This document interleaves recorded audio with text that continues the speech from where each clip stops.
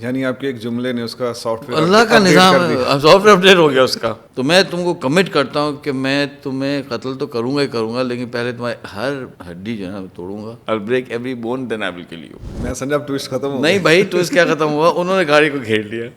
ہم نے کہا یار یہ جو لوگ کھانا ضائع کرتے ہیں کچھ احساس نہیں ہوتا, ان کو نہ ڈالیں کچھ مہینوں کے لیے, نہ ڈالیں کوئی ہفتوں کے لیے, 2 دن ڈال دیں اس کنسنٹریشن کیمپ کے اندر, 3 دن بھوکا رکھیں نا, ان کے سارے پھنے کھانی اور ساری جو نخرے ختم. ایک نا بہت بڑا ہال تھا, جیسے ڈائننگ ہال نہیں ہوتا, تو کہا کہ نا اس ہال کو تم نے صاف کرنا, تم دونوں صاف کرنا ہے. ٹھیک کیسے؟ تو کمبلیں دے دی 2, اور کہا کہ اس کمبل سے نا صاف کرنا ہے ایسے کہ گھٹنوں سے صاف کرنا ہے, گھٹنوں سے. اب اگر انہوں نے مارا وہ تو ایک ہٹ ہوگا تو وہ تو آپ کی اسپائن تو گئی. اب جب پیرالائز ہو جائیں گے تو کیسے نکلیں گے؟ اس نے یوں اٹھایا اور اب وہ مارنے ہی والا تھا. تو I had lost 20 pounds in 19 days. بالکل ڈھانچہ سا ہو چکا تھا, اور بال بھی کاٹ دیے تھے غصے میں آ کر, داڑھی بھی کاٹی تھی. پھر ہم نے یہ فیصلہ کیا تھا کہ بچوں اب تو ہم نے واپس جانا ہی نہیں ہے اپنی پرانی زندگی میں. اگر یہاں نہیں ہم رہ سکتے تو ہم کوئی اور جنگ ڈھونڈیں گے. اور یہ لوفتھانسا میں چڑھے ہیں اور ٹیک آف ہوا ہے, اور ایئرپورٹ پہ چھاپا. تو بڑا اچھا ایکسپیرینس ہوا کہ اپنی قرآن خوانی میں پہنچنا ایک پہلا ایکسپیرینس ہوتا ہے نا. اب دنیا کے پہلے بندے ہیں جو اپنی قرآن وفات کی قرآن خوانی پہ خود پہنچ گئے. ہاں, لیکن چند چیزیں ایسی ہیں جو میں چاہتا ہوں میں بتاؤں تاکہ جو اس سے لیسنز ہم سیکھ سکتے ہیں وہ تو سیکھیں نا, وہ نہ رہ جائیں. سوالات بھی بہت زیادہ ہیں آپ کو. ہاں سوالات بھی ہیں نا. ہمارے والد صاحب کو بتائے بغیر چپکے سے اپنا زیور بیچتے تھے. نہیں, ہاں صرف دادا کو کھلانے کے لیے وہ زیور بیچا اور فرمایا یہ کھانا کھلا دیا. دادا کی دعا ہے کہ دادا نے کہا تھا دنیا تم جب بولو دنیا سنے گی نا. دنیا میں تو بیوی بھی ہے, دنیا میں تو بچہ بھی ہے, دنیا میں تو FBI بھی ہے, سب دنیا میں آتے ہیں نا. پوری طاقت لگ گئی. پہلے تو ایک آرمی پیچھے تھی مصیبت سے, پھر 2 آرمی پیچھے پڑ گئی. ایک ملک میں پوری آرمی آپ کے پیچھے آپ کو پکڑنے کی کوشش کر رہی ہے, لیکن اللہ کا فیصلہ ہے کہ نہیں ہونا کچھ. تو چچنیا آنا ہے, تاجکستان آنا ہے, آذربائیجان آنا ہے, افغانستان آنا ہے, غزہ آنا ہے, سیریا آنا ہے, اور جیلیں اور بھی ہیں وہ بھی آنی. السلام علیکم ناظرین, راستہ جو میں نے چنا میں سلمان احمد صاحب کی لائف سٹوری چل رہی ہے. آج کی ہماری ایپیسوڈ ہے ایپیسوڈ نمبر 6, اور میں بلا کسی تاخیر کے سلمان احمد صاحب کو خوش آمدید کہتا ہوں. السلام علیکم ورحمۃ اللہ. وعلیکم السلام ورحمۃ اللہ وبرکاتہ. کیسے ہیں سر؟ اللہ کیسا ہے. لاسٹ ٹائم جہاں ہم نے چھوڑا تھا تو وہیں میں آپ کو دوبارہ لیے چلتا ہوں کہ دروازہ دھڑ دھڑ دھڑ وہ اس کو نوک کیا گیا, اور اس کے بعد سے پھر آپ نے کہا تھا کہ اگلی ایپیسوڈ میں ہم اس کو باقی پوری سٹوری کو مکمل کریں گے انشاءاللہ. تو کہانی یہ تھی کہ جب ہماری انٹروگیشن ہوئی اور جو ہے انہوں نے بڑی کوشش کی, ہاویو والوں نے, بوسنین کروشین آرمی والوں نے, کہ انہیں ہمارے حوالے کریں. اس جنرل نے حوالے نہیں کیا, تو انہوں نے کہا کہ ٹھیک ہے ہمیں لے جائیں واپس کنسنٹریشن کیمپ. تو وہ سمجھ گیا جنرل کہ اگر یہ گئے, کہ وہ کیمپس تو چلا رہے تھے ہاویو والے نا, بوسنین کروشین ملٹری والے, HVO والے. اس کو پتا تھا کہ یہ اگر کیمپ میں جائیں گے تو ان کو مار دیں گے, یہ واپس نہیں آئیں گے. تو اس نے کہا نہیں, ان کو کیمپس میں نہیں جانا, ان کو یہیں ٹھہراؤ. تو اس نے کہا کہاں ٹھہرائیں؟ یہیں ٹھہراؤ, اسی میرے اس دفتر میں, میرے ڈرائنگ روم میں. اس طرح سے ہم رات کو ہم ٹھہر گئے, اور ہمارا وہ رات ہماری بچت ہو گئی. تو ہم سو گئے. ہینڈ کپس انہوں نے یعنی ہتھکڑی ہٹا دی اور وہ گارڈ بٹھا دیا, اور اس کو یہ انسٹرکشن تھی کہ اگر بھاگنے کی کوشش کرے تو شوٹ کر دینا. تو بھاگنا ہم نے کیا تھا, ہم آرام سے سو گئے. تو صبح جب ہوئی, یعنی فجر کا ٹائم تھا, بالکل شروع کا ٹائم تھا فجر کا, تو جناب وہ دروازہ نہیں کھٹکایا بھائی, وہ سیدھا اندر آئے 2 سپاہی, اور بالکل سر پہ کھڑے ہو کے انہوں نے اٹھایا, اٹھو. تو ہم اٹھے, کیا ہو گیا؟ اب دیکھا کہ بندوقیں لے کے کھڑے ہیں. تو وہ جو پہلا ریئیکشن ہوتا ہے نا, اللہ رحم کے بھائی اب پھر کیا, اب کیا ہو گیا بھائی؟ تو کہتے ہیں جنہوں نے کہا تھا کہ تم کو نماز پڑھنی ہوتی تو نماز کے لیے اٹھو. اچھا, نماز کے لیے اٹھا رہے. ماشاء اللہ. میں نے کہا الحمدللہ یاد اللہ کا احسان, کوئی علام بھی نہیں تھا, کچھ نہیں تھا, اٹھو نماز پڑھو, تم کو نماز پڑھنی ہوتی تم لوگ. جناب اٹھے, خیر گئے, وضو کیا اور وہ سارا, اور پھر نماز پڑھی. ہوا یہ کہ پھر لیٹ گئے ہم. پھر تھوڑی صبح ہوئی تو اٹھو, بس بہت ہو گیا, اٹھو. اٹھا کر پھر انہوں نے ہمیں ہینڈ کف کر کے بٹھا دیا. اچھا اب جو ہے نا تھوڑا سا آسانی ہو گئی تھی کہ وہ پہلے ایسے ہینڈ کف ہوتا تھا, اب وہ ہینڈ کف ایسا کرنے لگے کہ دونوں کو ساتھ میں بٹھایا اور ہم دونوں کا ہاتھ ایک لگا دیا اور ایک ہاتھ دونوں کا فارغ. اب ہو یہ رہا تھا کہ بات چیت یہ چل رہی تھی کہ جنرل کہہ رہا تھا کہ بھئی یہ لوگ جو ہیں ہمارے بہاف پہ جا کے بات کریں گے بوسنین آرمی سے. تو آیا اور اس نے کہا بھائی ٹھیک ہے تم لوگ تیار ہو؟ میں کہا ہاں میں تیار ہوں, مجھے آپ لے جائیں. تو اس طرح ہونا تھا کہ نو مین لینڈ ہوتا ہے. نو مینز لینڈ کیا ہوتا ہے کہ یہ اس آرمی کا علاقہ ہے اور یہ اس کا علاقہ ہے, بیچ میں جو ہوتا ہے نا وہ نو مینز لینڈ ہوتا ہے. جی وہاں دونوں میں سے کوئی نہیں ہوتا, اس کو آپ کراس کرتے ہیں. تو میں نے کہا نو مینز لینڈ میں ہوگی میٹنگ, بوسنی آرمی والے وہاں جائیں گے, آپ لوگ یہاں چلے جائے گا اور بات وہاں ہوگی. تو میں نے کہا ٹھیک ہے. تو اس نے ان سے کہا کہ بات کرو, سیٹ کرو ٹائم کہ ہمارے پاس آپ کے 2 مہمان ہیں تو وہ بات کرنا چاہتے ہیں. تو انہوں نے ٹھیک ہے. اچھا اب وہ بات چیت ہوئی شروع اور ہو رہا تھا ان کا آس پاس, کچھ ہوئی بات کچھ نہیں ہوئی, ریڈیو کے ایشوز, کیوں سیز فائر تو ہے نہیں, اب لڑائی ہو رہی ہے نا, جنگ ہو رہی ہے. تو وہ یہی ان کا چلتا رہا. تقریباً بج گئے تھے کوئی 9-10 بج گئے تھے. تو اس کا اسسٹنٹ آیا, اس نے ہمیں کوئی بات تو ہو گئی ہے تو ہم کر تو سکتے ہیں کوشش کہ ان کی میٹنگ ہو. لیکن اس نے کہا کہ فرنٹ پہ جو ہے نا بہت زیادہ ہے مسٹرسٹ, کوئی 70-80% چانس یہ ہے کہ یہ بندہ مارا جائے گا وہیں, کہ کہیں سے فائر آئے گا اور یہ نہیں بچے گا. چانسز اس کے بہت کم ہیں. یہ جو نو مین لینڈ والی کہانی ہے نا, اس میں فائر ہو جاتا ہے. ہوتا یہ کہ جب دونوں آرمیز کی طرف سے ٹرسٹ ہوتا ہے نا تو پھر دونوں طرف سے ایک وہ ہوتا ہے کہ ہاں بھائی ہم نے فائر نہیں کرنا. لیکن اگر مسٹرسٹ ہے تو کہیں سے فائر آئے گا تو پتہ نہیں چلتا کہ فائر کہاں سے آئے, اور آپ اس کو چیک بھی نہیں کر سکتے. جنگ ہے, اس میں 70-80% چانس ہے کہ یہ نہیں بچے گا. اچھا وہ اس نے بات کی تھی کرویشین میں, تو مجھے تھوڑی بہت سمجھ تو آئی. اس نے کہا اچھا. تو اس نے مجھ سے کہا کہ دیکھو یہ بات یہ ہے کہ 70-80% چانس یہ ہے کہ تم تو مارے جاؤ گے, تو اب بتاؤ جانا ہے نہیں جانا. ہاں. تو میں نے کہا کہ مجھے تو جانے. اس پوائنٹ پر اللہ کا جو کہتے ہیں کہ فضل آنا تھا, وہ سناٹے میں آ گیا نا. کہتا ہے کہ جب تم کو میں کہہ رہا ہوں کہ بچنے کے چانسز کم ہیں تو تم یہ رسک لو گے میرے لیے,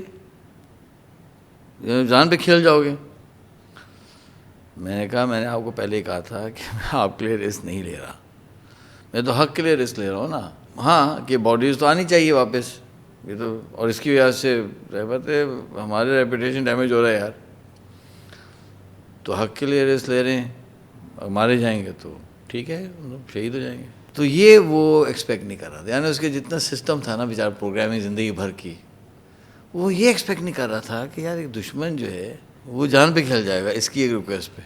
وہ جو ہے نا اٹھ کے ہی چلا گیا نا. جو اچھا اب ظاہر بات ہے اتنے پرانی بات ہے, ایگزیکٹ سیکوینسنگ میں آگے پیچھے ہو جاتا ہے, الفاظ بھی میں اپروکسیمیشن بتا رہا ہوں. میرے خیال سے اٹھ کے چلا گیا. وہ سوچتا رہا اور سوچتا چلا گیا. ہم بھی بیٹھ گئے. پھر 1-1.5 گھنٹے بعد آیا.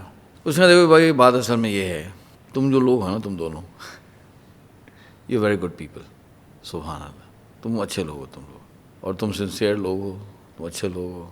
یعنی آپ کے ایک جملے نے اس کا سافٹ ویئر اللہ کا نظام سافٹ ویئر اپڈیٹ ہو گیا اس کا. کیسا حق والا جملہ تھا. اللہ کا معاملہ ہوتا ہے, ہمارا کیا. تو اس نے کہا کہ نہیں تم لوگ اچھے لوگ ہو, تم سنسیئر لوگ ہو, اور یو ویری کریجس پیپل. میں نے کہا یار چلو, دشمن کی زبانی ایک مل گیا نا ہمیں سرٹیفکیٹ. ہاں سرٹیفکیٹ مل گیا. یہ بڑا سرٹیفکیٹ ہوتا ہے. وہ بھی جنرل تھا. وہ بھی جنرل تھا, مطلب جنگ ہے. لیکن حضور اکرم صلی اللہ علیہ وسلم کے بارے میں بھی مشرکین کہتے تھے کہ بھائی صادق ہیں, امین ہیں. اس نے کہا کہ مسٹر سلیمان یہ میں نہیں ہونے دوں گا, اس رسک میں تم کو نہیں ڈالوں گا. اچھا. I will not do this. میں تمہیں اس رسک میں ڈالوں گا ہی نہیں, آپ نے جانا ہی نہیں ہے وہاں. اور میں نے ایک ڈیسیجن لے لیا ہے. جب کیا میں نے ڈیسیجن یہ لیا ہے کہ تم لوگوں کو میں نکالنا ہے یہاں سے. ہاں تم لوگوں کو یہاں سے نکالنا ہے, یہ میں نے فیصلہ کر لیا ہے. You are good people and you need to go. اس نے لیکن ایک بات سن میری, ہاں سنائیں, کہ میں نے تم کو نکالنا ہے نا, اس کے بعد تمہیں یہاں نظر نہیں آنا. تم یہاں سے نکلو, جاؤ US جاؤ, پاکستان جاؤ, جہاں جاتے تم جاؤ, تم یہاں سے نکل جاؤ. اور میں تمہیں کمٹ کرتا ہوں اگر تم میں سے دونوں یا کوئی مجھے نظر آیا نا، اس کے اگر میں تمہیں نکالا اور تم پھر کہیں سے نظر آئے تو میں تم کو کمٹ کرتا ہوں کہ میں تمہیں قتل تو کروں گا ہی کروں گا، لیکن پہلے تمہاری ہر ہڈی جو ہے نا توڑوں گا. I'll break every bone then I will kill you. سمجھ گئے تمہیں بات؟ تو باس نے کہا کہ ہاں سمجھ کیوں نہیں گیا یار، میں جانا ہے یار، مجھے جانا. اس کو بار بار کہا امی کے پاس جانا. اسے جاؤ تم کو تمہاری امی کے پاس بھیج رہا ہوں یار، واپس تم نے نہیں آنا. نہیں مجھے نہیں آنا. میں کہا نہیں بھائی ہم نہیں آئیں گے، ہم نکل جائیں گے. تو باس نے کہا کہ وہ تو ہمارا ڈرائیور بھی تھا. اس نے اچھا کہ جی ہم تو 3 لوگ پکڑے گئے تھے، تو ہمارا ڈرائیور وہ تو بوسنین تھا، اس کو انہوں نے کہیں اور رکھا ہوا تھا، ہمیں پتہ بھی نہیں چلا کیا. اور اس نے کہا نہ صرف ڈرائیور تھا، میں گاڑی بھی تھی جو پکڑی تھی. اس نے کہا اچھا گاڑی بھی پکڑی تھی، ڈرائیور بھی. ٹھیک ہے تم تینوں نکلو گے اور گاڑی بھی تمہاری نکلے گی، ایوری تھنگ. ٹھیک ہے ٹھیک ہے چلو صحیح ہے. اب پھر وہ چلا گیا، وہ پلان کیا ہوا کچھ. خیر جو بھی اس نے پلان کیا اور اس نے سارا کیا، اور اس نے ایچ پی او کو بھی کہا، فون ہوا، مطلب یہ سب. اب رہتے آپ تو باہر سے آئے ہوئے لوگ ہیں، اس ایریا کی آرمی تو ایچ پی او ہے، اب ان کے چنگل سے نکالنا ہے ان کو. اور وہ طیش میں ہیں، پہلے کوشش کر چکے ہیں، نہیں لے کے چکے، ان کے ہاتھوں سے نکال. اور جو ہمارے ڈاکیومنٹس تھے نا، پاسپورٹ وغیرہ، وہ موستار میں تھے، سٹی آف موستار میں تھے، جس پہ ان کا قبضہ تھا. تو اس نے کہا دیکھو تمہارا جو ہے ڈاکیومنٹس تو وہاں ہیں، تو وہ پک اپ کرنے ہوں گے. ٹھیک ہے. خیر اس نے بات کی، سب کچھ کیا، اور اس نے کہا کہ ان کو میں نے چھوڑنے میں ڈیسیجن لے لیا. تو میرے خیال سے کوئی 12 بجے ہوں گے، 1 بجا ہوگا. تو اس نے آیا کہ جنٹلمین آپ کا جو ہے یہ ہو گیا ہے اور اب آپ جائیں، میں نے بندوبست کر دیا آپ کا. ٹھیک ہے. اس نے ہاتھ ملایا اور کہا کہ گڈ ٹو نو یو، اور آپ جائیں. تو میں ٹھیک ہے، ہم کھڑے ہو گئے. تو اس نے کہا کہ ہینڈ کف کریں. اس نے کہا ہینڈ کف کی ضرورت نہیں ہے، یہ نکل رہے، کوئی ضرورت نہیں ہینڈ کف کی. خیر اور اس میں یہ میرا ڈرائیور ہے، یہ تمہیں انسٹرکشن دے گا کیسے نکلنا. ہم گئے باہر، اس نے اندر سے خدا حافظ کہہ دیا. تو اس کا جو اسسٹنٹ گیا باہر، تو کیا دیکھتے ہیں کہ جنرل صاحب کی مرسیڈیز، اس میں جو ہے لکھا ہوا ہے آرمی کا نمبر ہے. اور میں نے کہا یا اللہ کا نظام یار، جنرل کی مرسیڈیز. خیر اس میں بیٹھ جاؤ پیچھے.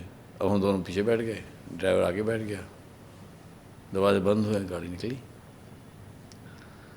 اب اس نے مجھے سامنے سمجھایا، اس نے کہا کہ دیکھو اس گاڑی سے باہر نہیں تم نکلنا، سمجھ لو باہر نہیں نکلنا اس گاڑی سے، پھر میں رسپانسبل نہیں ہوں. ہمیں کہا نہیں نکلیں گے بھائی، آرام سے بیٹھو. اب وہ گاڑی جناب نکلتی، اب اس کو کسی چیک پوسٹ پہ تو رک ہی نہیں سکتی. جنرل صاحب کی مرضی رکے گی کیا؟ بالکل ہے. تو وہ چیک پوسٹ سے گزارتا ہوا اور سیدھا موستار. اور موستار بھی وہ جہاں ان کا قبضہ ہے، اور وہاں کا ان کا انٹیلیجنس کا آفس تھا، وہاں جا کے گاڑی رکی. اور پھر اترنے لگا. یہ اس کا دیکھو سنو اترنا نہیں ہے، ٹھیک ہے ہاں نہیں اترے گی. دروازہ بند کر نکل گیا.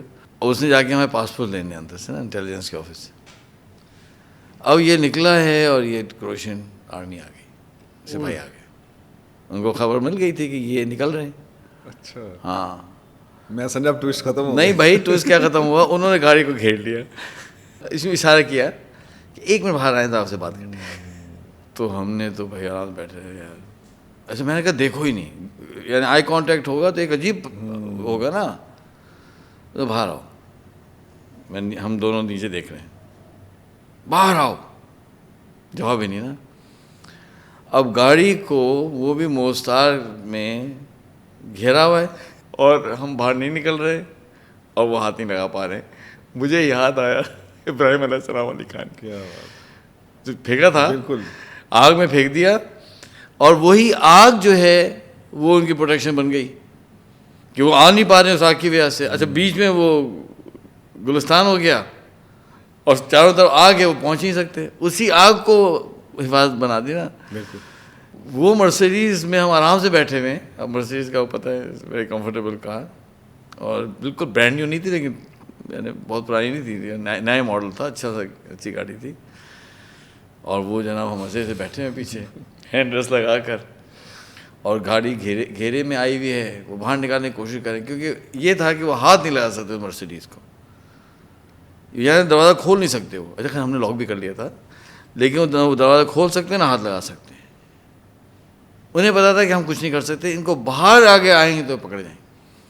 ہم نہیں نکلے, وہ چلتا رہا 10-15 منٹ, باہر نکلو باہر نکلو. اچھا کبھی وہ غصے سے کہیں, کبھی اشارہ کریں. اچھا ایک بات وہ لمتے ہیں نا, پلیز جو نا ایک بات کرنی, 1 منٹ باہر آؤ.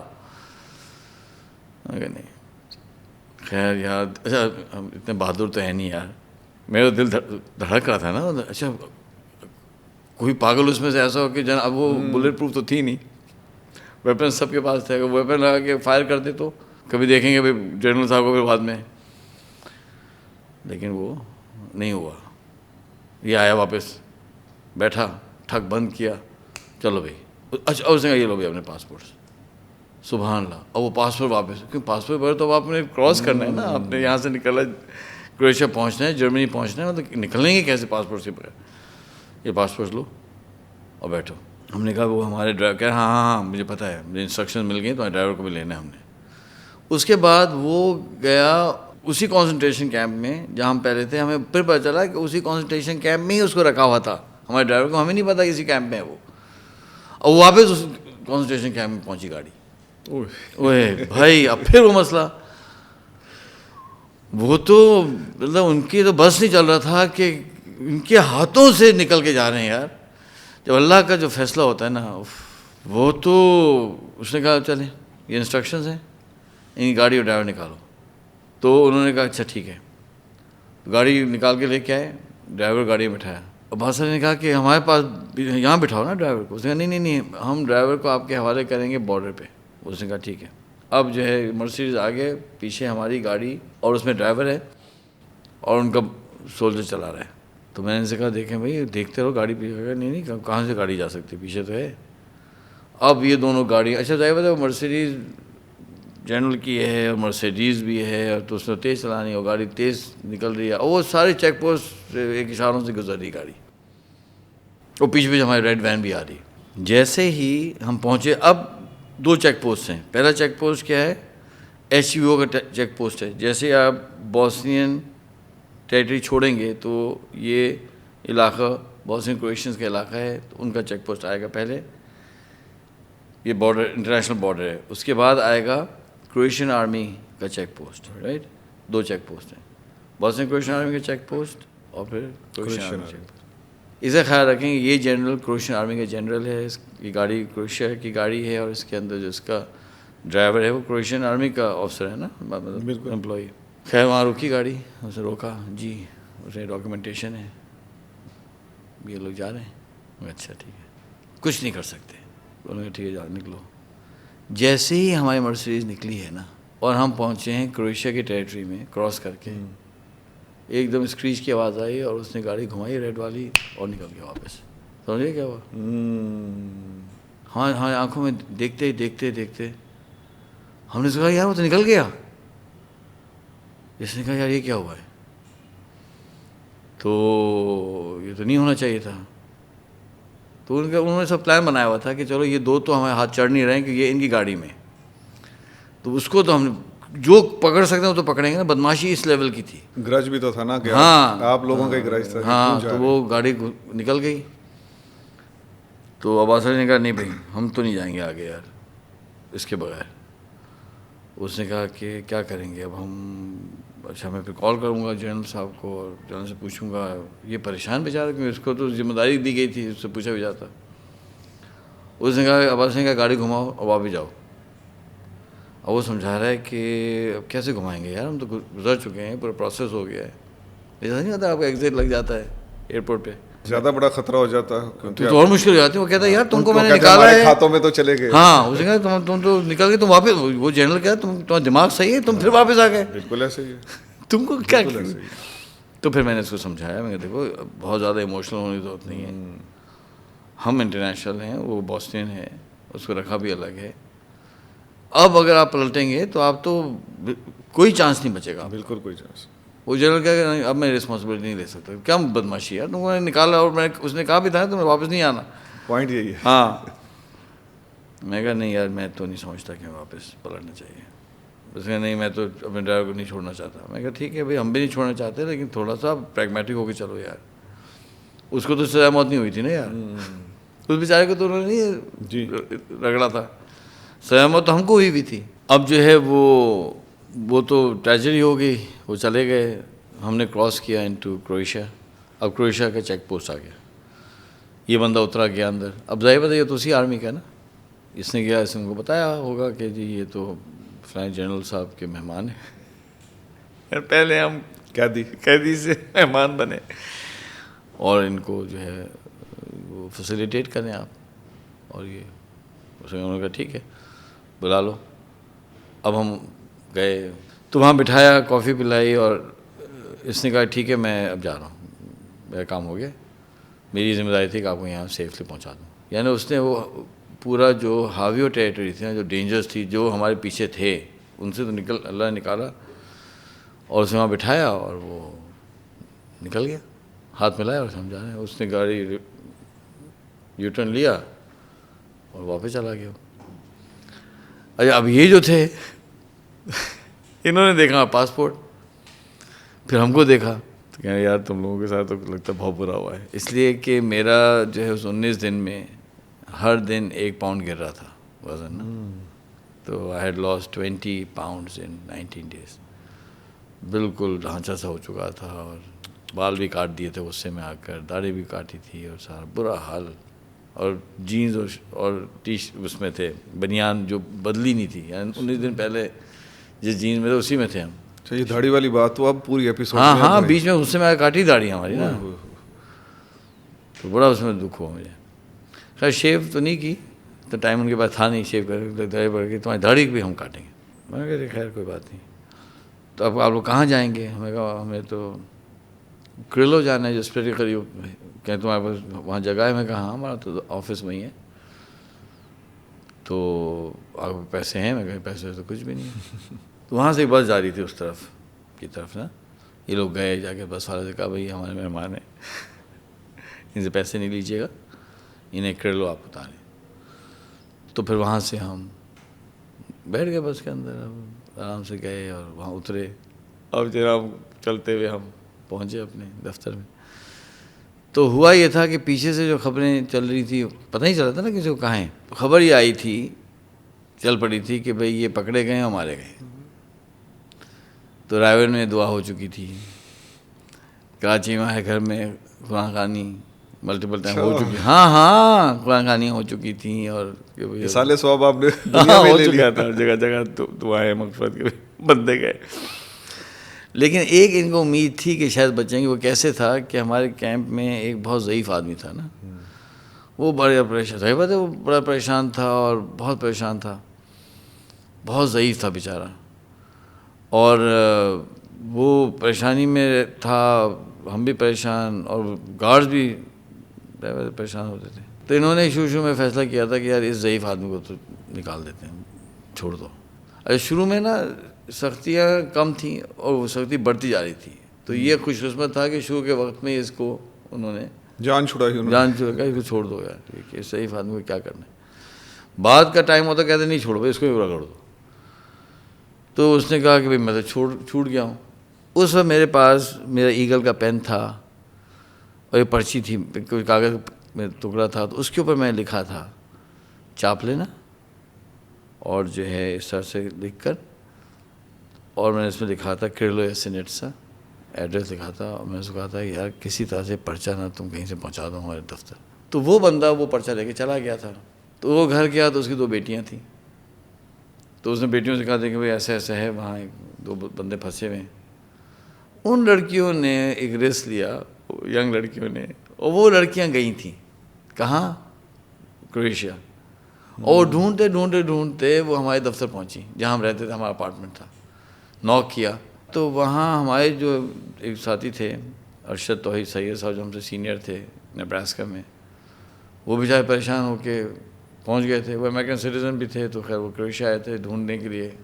وہ بیٹھے ہوئے تھے دفتر میں, تو یہ بچیاں پہنچیں. کون ہیں آپ؟ نے کہا یہ ہمارے والد صاحب تھے کنسنٹریشن کیمپ میں, تو یہ پرچی ہے. اس پرچی کو دیکھ کے پتا چلا اچھا یہ فلانے کیمپ میں ہیں, ابھی تک تو زندہ ہیں. ابھی تک زندہ. اس طرح سے وہ پرچی وہاں پہنچی تھی. تو جو بھی لڑکیاں اللہ تعالیٰ ان کو جو ہے خیر دے, بیچاریوں نے اتنی رسک لیا, بڑی کہیں بات ہے, بڑی بات. ہے نا, تو پکڑے جاتی ہیں, روکا جاتا, کچھ ہو جاتا, تو لوگ کرتے ہیں بیچارے خیال, ان کو تو یہ بھی ہمیں پتہ کون ہے کیا ہے. انہیں کہا 2 لڑکیاں آئی تھیں اور انہیں ہم کو ڈلیور کر کے چلی گئیں کہ ہم آئیں. تو ایک امید ان کو تھی کہ ہاں یار شاید یہ زندہ ہوں, شاید زندہ ہوں. تو وہ ہم پہنچے تو ان سے ملاقات ہو گئی. اس طرح سے ہمارا یہ کہانی کمپلیٹ ہوئی اور ہم سیفلی واپس کروشیا پہنچ گئے. اور وہاں تو پھر ٹیلی فون کا بھی سسٹم تھا, تو بات ہوئی اور سارا ہوا. تو کیا کرنا ہے, ہم نے کہا بھائی اب تو نکلنا ہے, کیونکہ یہ وعدہ کیا ہوا. نہیں مطلب یہ پھر کہیں پکڑے جائیں, پھر کوئی چیز بدل جائے, تو وی نیڈ ٹو لیو, پھر دیکھیں کیا کرنا ہے. تو عباس علی کیا کرنا ہے, تو اس نے کہا میں تو جاؤں گا واپس, میں پاکستانی جاؤں. مجھے امی پاس جانا ہے. مجھے نہیں اس نے کہا مجھے نہیں جانا بھائی, میری تو امی نے اجازت نہیں دی تھی. وہ تو کہیں گے تم کہاں گئے تھے, تو وہ تو ڈانٹ پٹے گی, فلانا ہوگا. وہ تو کہانی اس کو سنانے کے لیے کہتے نا, اماں کر رہا تھا. وہ اماں تھی نہیں اس کے ذہن میں اس طرح سے. اس میں میں تو جاؤں گا واپس نیبراسکا, ٹھیک ہے نا. تو میں کہا ٹھیک ہے, میں تو جاؤں گا پاکستان بھائی, میں تو اپنے پیرنٹس سے ملوں گا. اور ان سے مل کر بجائے پریشان ہو گیا. اچھا ہمیں تو اجازت ملی ہوئی تھی جانے کی, تو میں کہا میں تو جا کے ملوں گا اپنے پیرنٹس سے, اور مل کے پھر میں دیکھتا ہوں کیا کرنا ہے. خود سے میں US جاؤں ہی نا. اس نے کہا یار میری تو ڈگری رہتی ہے, 1 سیمسٹرس کا رہتا تھا. میں کہا بھائی میری تو ڈگری ہو چکی ہے, maybe I will not go back to the US. کیونکہ ہم نے یہ فیصلہ کیا تھا کہ بچوں اب تو ہم نے واپس جانا ہی نہیں ہے اپنی پرانی زندگی میں. اگر یہاں نہیں ہم رہ سکتے تو ہم کوئی اور جنگ ڈھونڈیں گے. یہ تو فیصلہ ہو گیا تھا نا, یاد ہے میں نے کہا تھا, میں نے فیصلہ کیا تھا اللہ تعالیٰ میں تو وقف کر رہا ہوں. تو اب تو واپس انجینئرنگ کی طرف جانا, اور یہ تو آؤٹ آف دا کویسچن تھا نا. تو اب مجھے جانا ہے واپس پاکستان, اور پھر میں سوچنا میں زندگی سے کرنا کیا ہے. اب کون سی, اب دیکھوں گا کوئی اور جنگ ہے کوئی کہیں ہو رہی ہو. کشمیر ہے, صومالیہ چل رہا تھا زمانے میں, تو صومالیہ نکل جائیں گے, کشمیر کچھ نہ کچھ کرنا ہے. جب یہاں سے تو نکلو نا. تو اس نے کہا ٹھیک ہے میں ایسا کرو تم نکل جاؤ, تو میں ذرا تھوڑا سا یہ سارا ریپ اپ کر لیتا ہوں چیزیں. تو میں ٹھیک ہے میں نکل جاتا ہوں. تو ارشد بھائی نے کہا ہاں تم دونوں کو رکنے کی کیا ضرورت ہے, میں بھی ہوں, تو میری فلائٹ چند دن کے بعد ہے, تو میں اور عباس علی ساتھ نکل جائیں گے US کے لیے, تم نکل جاؤ تمہیں کام. تو میں 1 دن کے اندر نکل گیا پاکستان کی طرف, اور یہ دونوں ٹھہر گئے چیزیں. اچھا اب کیا ہوا کہ کسی طرح سے کوئی پیچھے سے بات چیت چلی, اور HVO والوں نے کانٹیکٹ کیا کرویشین آرمی سے, اور کہا ایسا ایسا ہو گیا, فلانا ہو گیا, یہ خطرناک لوگ جو ہیں اس طرح نکلے. انہوں نے کرویشین آرمی سے بات کر کے انہیں کنونس کیا کہ انہیں ٹھیک ہے ابھی تو ہم نہیں روک سکیں, اب کرویشیا میں روکیں ان کو, پکڑ لیں. تو انہوں نے کہا ٹھیک ہے. کیا ہوا, اچھا انہوں نے اپنی کوئی رام کہانی سنا دی کہ جی انہوں نے جنرل صاحب کو جو ہے وہ باتوں میں وہ کر لیا ہے, اور جو ہے پٹا لیا ہے یا کیا کر لیا ہے. اچھا وہ جنرل تو اب مستعار میں, اس کا کام تو ہو گیا. اب آپ آ گئے کروشیا کے اندر. انہوں نے کسی طرح سے کروشین آرمی کو واپس ری انگیج کر لیا کہ نہیں اب پکڑیں, ماریں چھاپا, پکڑ لیتے. اچھا میں نکل چکا تھا, تو عباس علی نے ساری چیزیں ریپ اپ کی, اور کہاں سے فلائٹ ہمیں, ان کو فلائٹ مل رہی تھی, اور زاگرب سے انٹرنیشنل فلائٹ جاتی تھی زیادہ. تو اس نے جو ہے یہاں سے کہا جب شاید اس نے کہا ہم ڈرائیو کر کے جائیں گے, کچھ تھا اس طرح سے. تو یہ نکلا, لاک واک ختم کر کے گھر حوالے کر کے نکل گئے یہ لوگ. آئی تھنک بائی کار نکلے شاید. یہ لوگ نکلے ہیں, اور کوئی 5-6 گھنٹے بعد چھاپا پڑا ٹھک. عباس علی صاحب کو پتہ ہی نہیں ہے, یہ نکل گئے. وہ بعد میں وہاں کریلو والوں نے ہمیں بتایا, جو وہاں کے لوگ ہمیں جانتے تھے, جو ہمارا جو لینڈ لیڈی تھی, کہ بھئی آپ لوگ نکلے ہیں اور وہ تو چھاپا پڑا ہے. زبردست چھاپا. ہاں کہاں ہے وہ آرمی, ہمیں نہیں پتہ کہاں ہے. اب وہ تو بائی ایئر گئے ہی نہیں ہیں, وہ بائی روڈ گئے ہیں. یہ لوگ جا کے کہیں ٹھہرے کسی جگہ پہ کچھ گھنٹے, پھر وہاں سے نکلے تو انہیں پتہ چلا ڈھونڈتے وہاں چھاپا پڑا 3-4 گھنٹے بعد. دوسری جگہ پہ بھی پہنچ میں وہ تو ٹریک کر رہے ہیں نا, یہ کہاں جا رہے ہیں. اچھا ان کو پتہ ہی نہیں, لیکن اللہ کا نظام چل رہا ہے. یہ وہاں سے نکلے, شاید ارشد صاحب پہلے نکل گیا, ان کی فلائٹ پہ کچھ ہوا, ارشد نکل گیا. اب یہ اکیلا تھا عباس علی. یہ پہنچا زاگرب پہنچا, یہ چلا گیا وہاں جو ہے بینیفلنس فاؤنڈیشن آفس میں گیا, ان کو سلام ولام کر کے, اور اس کا بھی ایک دن کے بعد میری فلائٹ ہے تو میں جا رہا ہوں. ٹھیک ہے, تو یہ ایئرپورٹ پہنچا,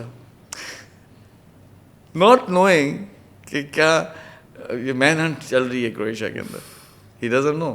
اور جناب اللہ کا فضل یہ ہوا کہ فلائٹ اس کو ملی لفتھانسا. 2 فلائٹ جاتی تھیں فرینکفرٹ, ایک کرویشین ایئر لائن فرینکفرٹ جاتی تھی, اور فرینکفرٹ سے اس کو فلائٹ ملی شکاگو, شکاگو سے نیبراسکا. شکاگو تھا یا نیو یارک تھا, جو بھی تھا, نیبراسکا میں انٹرنیشنل ایئرپورٹ نہیں تھا, تو you have to go to New York یا ڈیلس, یا آپ جائیں گے شکاگو جائیں گے. یہ اس نے اپنی فلائٹ وہاں سے کروائی, یہاں سے جائے گا لفتھانسا سے فرینکفرٹ, فرینکفرٹ سے وہ. اچھا, یہ فلائٹ کرویشین ایئر لائن بھی لے سکتا تھا, لیکن کوئی ایسا ہوا فیئر کا ڈفرینس تھا یا ٹائمنگ کا ڈفرینس تھا, تو اس نے کرویشین ایئر لائن نہیں لی اور تھوڑا ایکسپینسو لفتھانسا لے لی. اور یہ لفتھانسا میں چڑھے ہیں اور ٹیک آف ہوا ہے, اور ایئرپورٹ پہ چھاپا کہاں ہے, تو ٹیک آف ہو چکے. اگر کرویشین ایئر لائن ہوتی تو وہ اس کو گھما دیتے, کیونکہ کرویشین ایئر لائن کو کر سکتے ہیں لوگ. کروشیا ہے, کروشیا کہہ سکتا ہے کہ میری, لیکن لا یہ ہے کہ ایک دفعہ فلائٹ کسی اور کنٹری کی ٹیک آف کر لیتی ہے تو اس کے بعد جو ہے وہ انٹرنیشنل ایک سسٹم ہے, اسٹینڈرڈ ہیں, تو وہ پھر فلائٹ آپ گھما نہیں سکتے. Now you are not under Croatian law, right, that airline is under that countries law. ایسا کوئی رول ہے جس کی سب تفصیل نہیں پتہ. تو وہ لفتھانسا کو اب واپس نہیں, کیونکہ آدھا 1 گھنٹہ ہو چکا تھا, 1.5 گھنٹہ ہو چکا تھا فلائٹ کا, تو اب وہ اس کو نہیں بلا سکتے واپس. اس طرح سے یہ بیچارہ, ہم تو پہلے نکل گئے, ہمیں تو پتہ, یہ حضرت جو ہے نا اس طرح سے بچے اور نکل گئے, تو ہم دونوں ماشاء اللہ نکل گئے. اب کہانی یہ ہے کہ بھائی آگے اب کیا ہوا, وہ وہاں پہنچا تو کیا ہوا, اور ہم پاکستان پہنچے تو کیا, وہ ایک اور کہانی ہے. جب میں پاکستان پہنچا, اپنے سال ثواب والی پہلے سنا دیں. کس کی سال کے, اپنے سال ثواب والی پہلے سنا دیں. تو اچھا, آپ نے لیکن اس دوران والدہ کو فون کر کے بتایا نہیں تھا کہ میں آ رہا ہوں؟ نہیں, ہم نے بتا دیا نا, میں نے بتایا کہ میں آ رہا ہوں. اچھا, یعنی وہ پیچھے اب, ہاں, وہ تو جب ان کو میں بتایا میں آ رہا ہوں, تو انہیں ہمارے ساتھیوں نے, کسی نے فون کر کہا کہ دیکھیں یہ تو ہوا ہے ٹارچر, تو آپ ایمبولینس ساتھ آئیں. اچھا, ہاں, کیونکہ پتہ نہیں کیا کیا انجریز ہیں, ہیڈ انجریز ہیں, کیا انجریز ہیں, تو پہلے ان کو لے کے جائیں ہاسپٹل, وہاں کمپریہنسو چیک اپ ہو, سب کچھ ہو, پھر یہ گھر جائیں. تو ایمبولینس, تو پھر کسی نے کہا بھی ایمبولینس کیا ضرورت, چل تو پھر رہا ہے, چل رہا ہے, تو ایمبولینس کیا ضرورت ہے. تو انہوں نے ٹھیک ہے, یہ فیصلہ ہوا کہ بھائی جیسے ایئرپورٹ میں لینڈ ہوں گا, یہ لیں گے, ہمیں لے کے جائیں گے ہاسپٹل, چیک اپ ہوگا. تو خیر ہم پہنچے تو ہمارے رشتہ دار آئے ہوئے تھے لینے, امی تو نہیں آئی ہوئی تھی لیکن والد صاحب آئے ہوئے تھے. اور اچھا ہم گئے, ہمیں گلے والے میں, ہمیں کیا, اب وہ دیکھ رہے ہیں نا غور سے کہ کیا ہوا ہے, کیسی طبیعت تمہاری. میں کہا میں ٹھیک ہوں. وہ دیکھ رہے ہیں, صحیح ہو؟ میں کہا بھائی ٹھیک ہوں بھائی, چل رہا پھر رہا ہوں سب. تو کہ وہ ہاسپٹل تو نہیں جانا, ہاسپٹل جانے کا ہم نے کہا اللہ کا خوف کریں یار, اب ہاسپٹل کیا جانے, اب چلیں گھر چلیں. جب میں گھر پہنچا, کیونکہ ایک دم اتنی تیز ہوا ہے نا سارا, تو وہ جو چاندنیاں تھیں نا, جو کیا کہتے ہیں اس کو, جو سفید, یعنی فرنیچر سائڈ پہ پڑا ہوا تھا, وہ سفید چادریں لگی ہوئی تھیں, اور جناب وہ قرآن رکھے ہوئے تھے, اور قرآن خوانی ہو رہی تھی, اور ڈیڈ باڈی خود آ گئی. تو وہ ہٹا بھی نہیں سکے. تو بڑا اچھا ایکسپیرینس ہوا کہ اپنی قرآن خوانی میں پہنچنا ایک پہلا ایکسپیرینس ہوتا ہے نا.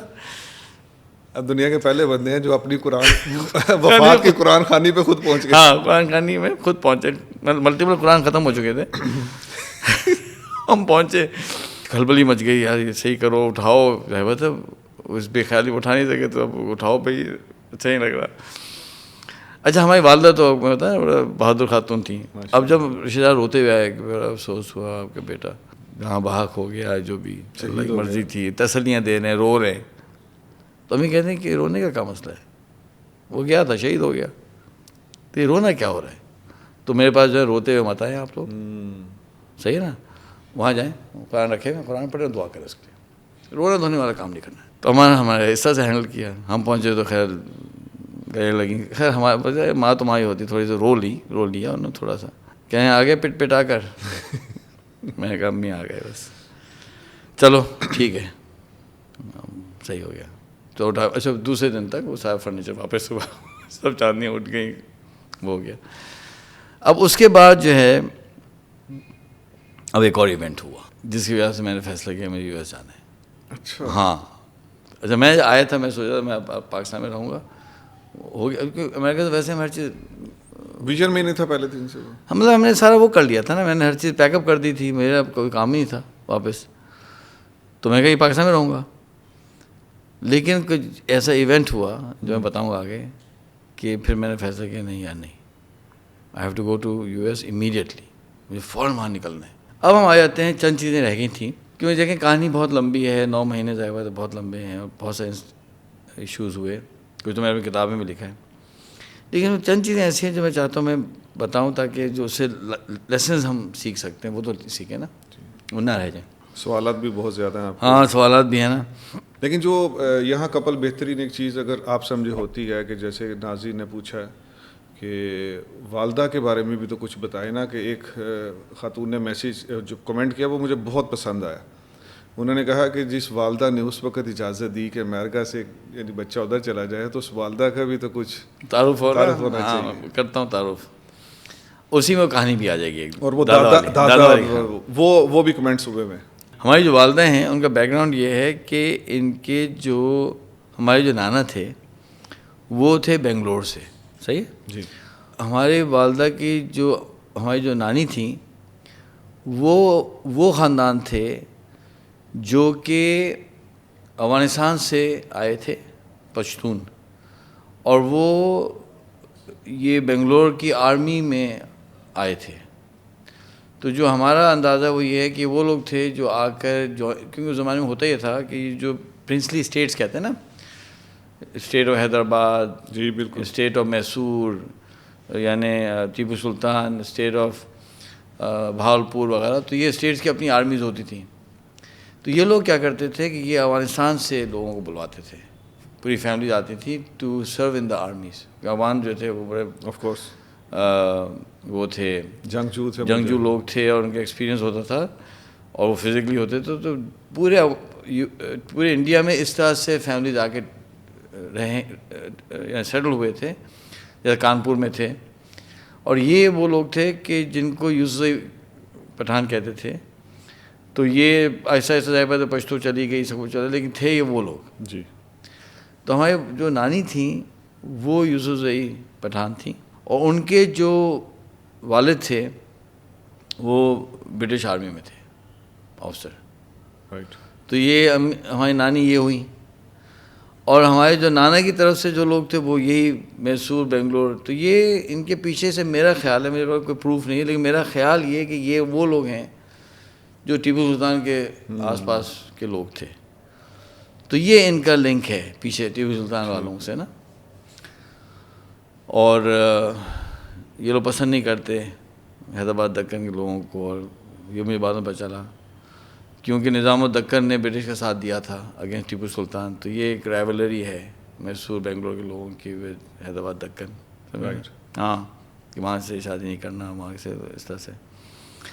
تو یہ ان کی کوئی بیک گراؤنڈ ہے. تو وہ جو ہے نا, وہ جو مارشل بیک گراؤنڈ ہے نا, جینز, ہاتھ ویسے ہی, ہاں وہ وہیں سے آ رہا ہے اماں کے اندر نا. تو ایک تو یہ ہوگی بات.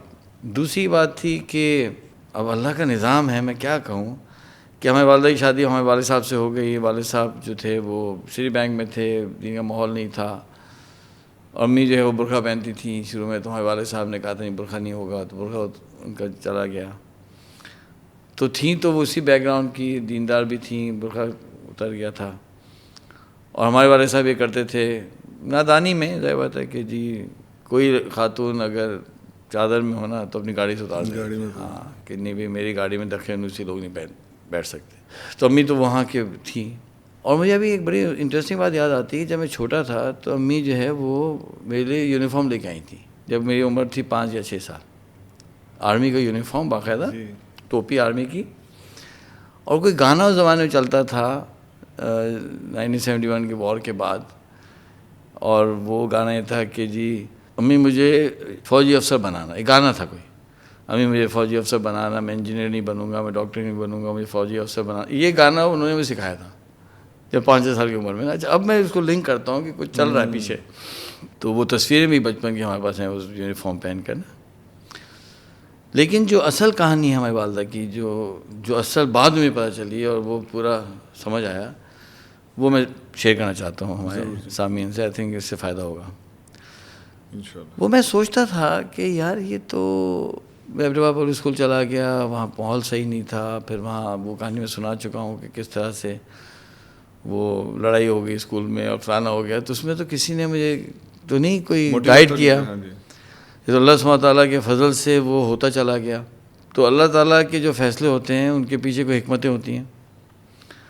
تو میں ایک دفعہ سن رہا تھا ایک مولانا کا بیان، اور مجھ سے غلطی ہوگی کہ مجھے چاہیے تھا میں لکھ لیتا کون ہے، میں سوچا نہیں. بعد میں سمجھا کہ بہت اہم بات تھی. اور پھر وہ بات اتنی اہم تھی کہ میں نے کہا اگر میں کسی کو بتاؤں غلطی ہو جائے. تو میں مفتی محمد صاحب کے پاس چلا گیا جو جامعۃ الرشید کے وہ ہیں، شیخ الحدیث ہیں. ان کے پاس بیٹھا اور میں کہا حضرت یہ میں نے سنا تھا، آپ اس کو دیکھ لیں، میں اس سے پہلے کسی کو بتاؤں آپ بتائیں اس میں کوئی غلطی تو نہیں ہے. تو کہا نہیں ٹھیک ہے بالکل. تو میں نے اس کو پہلے آڈٹ کروا لیا نا. اور وہ آڈیٹڈ بات یہ تھی کہ وہ بیان میں مولانا صاحب نے فرمایا کہ دنیا کے اندر 2 طرح کے قوانین ہیں. ایک ہے شریعت کا قانون، شریعت کا قانون جو ہے نا صرف مسلمانوں کے لیے ہے. اور ایک ہے فطرت کا قانون، وہ پوری دنیا کے لیے ہے. اور نے کہا تھا کہ جو شریعت کا قانون ہے اس میں بہت لچک ہوتی ہے. مثلاً آپ کھڑے ہو کے نماز نہیں پڑھ سکتے، بیٹھ کے پڑھ لیں. بالکل. بیٹھ کے نہیں پڑھ سکتے، لیٹ کے پڑھ لیں. پانی نہیں ہے تیمم کر لیں. اور جو ہے پیسے نہیں ہے تو حج پہ نہ جائیں، پیسے نہیں تو زکوٰۃ نہ دیں. وہ ہیں سفر میں تو روزہ نہ رکھیں. بہت لچک ہوتی ہے. لیکن جو فطرت کا قانون ہوتا ہے وہ سب کے لیے ایک ہوتا ہے، اس میں لچک نہیں ہوتی. It is unforgiving. فطرت کے قانون کا مطلب یہ ہے کہ جیسا گریوٹی ہے نا، اگر قلم ہے میں اس کو پھینکوں گا تو نیچے گرے گا. اب یہ گریوٹی جو ہے یہ فطرت کا قانون ہے اور یہ پوری دنیا کے لیے ایک ہے. بالکل. اللہ سبحانہ تعالیٰ چاہیں تو اسے خلاف کر سکتے ہیں، وہ بہت ایکسیپشنل سچویشنز ہوتی ہیں.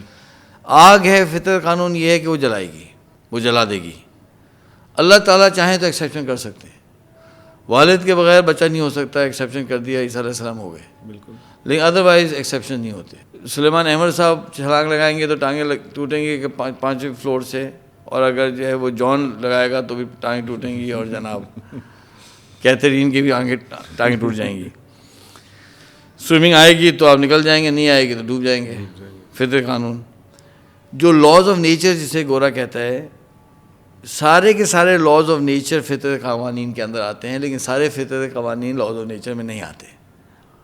لاز آف نیچر تو سائنٹیفک میتھڈ سے پروو ہوتا ہے. فار ایگزامپل ایک فطرت قانون ہے کہ حضور اکرم صلی اللہ علیہ وسلم نے فرمایا، صلی اللہ علیہ وسلم نے فرمایا کہ بوری کا لی امتی فی بکوریہا، میری امت کی برکت سویرے میں ہے. یہ وقت برکت کا ہے. صبح 4 بجے سے لے کر تہجد کے ٹائم سے لے کر آپ چلے جائیں 10-11 بجے تک، یہ جو صبح کا ٹائم ہے یہ برکت کا ٹائم ہے. اب یہ فطرت قانون ہے، جو اس پہ آئے گا اس کو برکت ملے گی، چاہے وہ مسلمان ہو یا نان مسلم ہو. جو دنیا میں قومیں ترقی کر رہی ہیں وہ سارے کے سارے صبح نہیں سوتے. نہ چائنیز ہوتے ہیں، نہ جاپنیز ہوتے ہیں، نہ جرمنس ہوتے ہیں، نہ امریکنس ہوتے ہیں. وہ کچھ قومیں ہیں، ہمیں نام نہیں لینا چاہتا، جو پڑی سوری ہوتی ہیں. اب ہم کسی کو برا نہیں کہنا چاہتے ہیں، اور وہ قومیں بھی رگڑے کھاتی رہتی ہیں کہ فطرت قانون کے خلاف چل رہے ہیں، ہے نا. اسی طرح سے فطرت قانون یہ ہے تو اللہ سبحانہ وتعالیٰ فرماتے ہیں کہ میں صدقے کو بڑھاتا ہوں اور سود کو گھٹاتا ہوں. یہ فطرت کا قانون ہے، مسلمان ہو یا نہ ہو یہ ہوگا. ایک اور فطرت قانون یہ ہے کہ حضور اکرم صلی اللہ علیہ وسلم نے فرمایا کہ 2 گناہ ایسے ہیں کہ جن کا جو عذاب ہے وہ دنیا میں شروع ہو جاتا ہے، اللہ تعالیٰ آخرت کا انتظار نہیں کرتے. اب یہ فطرت قانون ہے. اور کون سے 2 گناہ ہیں؟ ایک جو ہے وہ والدین کے ساتھ بدسلوکی ہے. والدین کے ساتھ بدسلوکی کے لیے آپ کو انتظار نہیں کرنا پڑے گا، دنیا میں اس کا آپ کو سزا ملنا شروع ہو جائے گی. اور دوسرا ظلم ہے، ظلم کو بھی اللہ تعالیٰ دنیا میں پکڑ لیتے ہیں. اب یہ فطرت قانون ہے. میں نے یہ دیکھا ہے، میں نے زندگی میں، یقین کریں میں آپ کو بتا رہا ہوں کہ 32 ملکوں کا سفر ہے اور 11 وار زونز ہیں. ابھی تو ایک وار زون کی کہانی سن رہے ہیں نا، 2 وار زون نا، کروشیا بوسنیا. تو ابھی 9 وار زونز آگے اور بھی ہیں، اور 9 کی ایپیسوڈ بھی بنیں گی. آپ وقت دیں گے نا؟ ہاں دیں گے. تو چشنی آنا ہے، تاجستان آنا ہے، آذربائیجان آنا ہے، افغانستان آنا ہے، غزہ آنا ہے، سیریا آنا ہے. اور جیلیں اور بھی ہیں وہ بھی آنی. 11 وار زونز ہو گئے, 32 ملک ہو گئے, ٹریننگ ہیں, سفر ہے.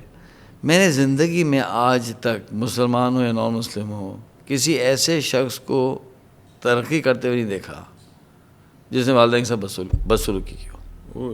نہیں دیکھا. کسی ایسے شخص کو میں نے پریشان نہیں دیکھا جس نے والدین سے احسان کیا ہو. نہیں دیکھا.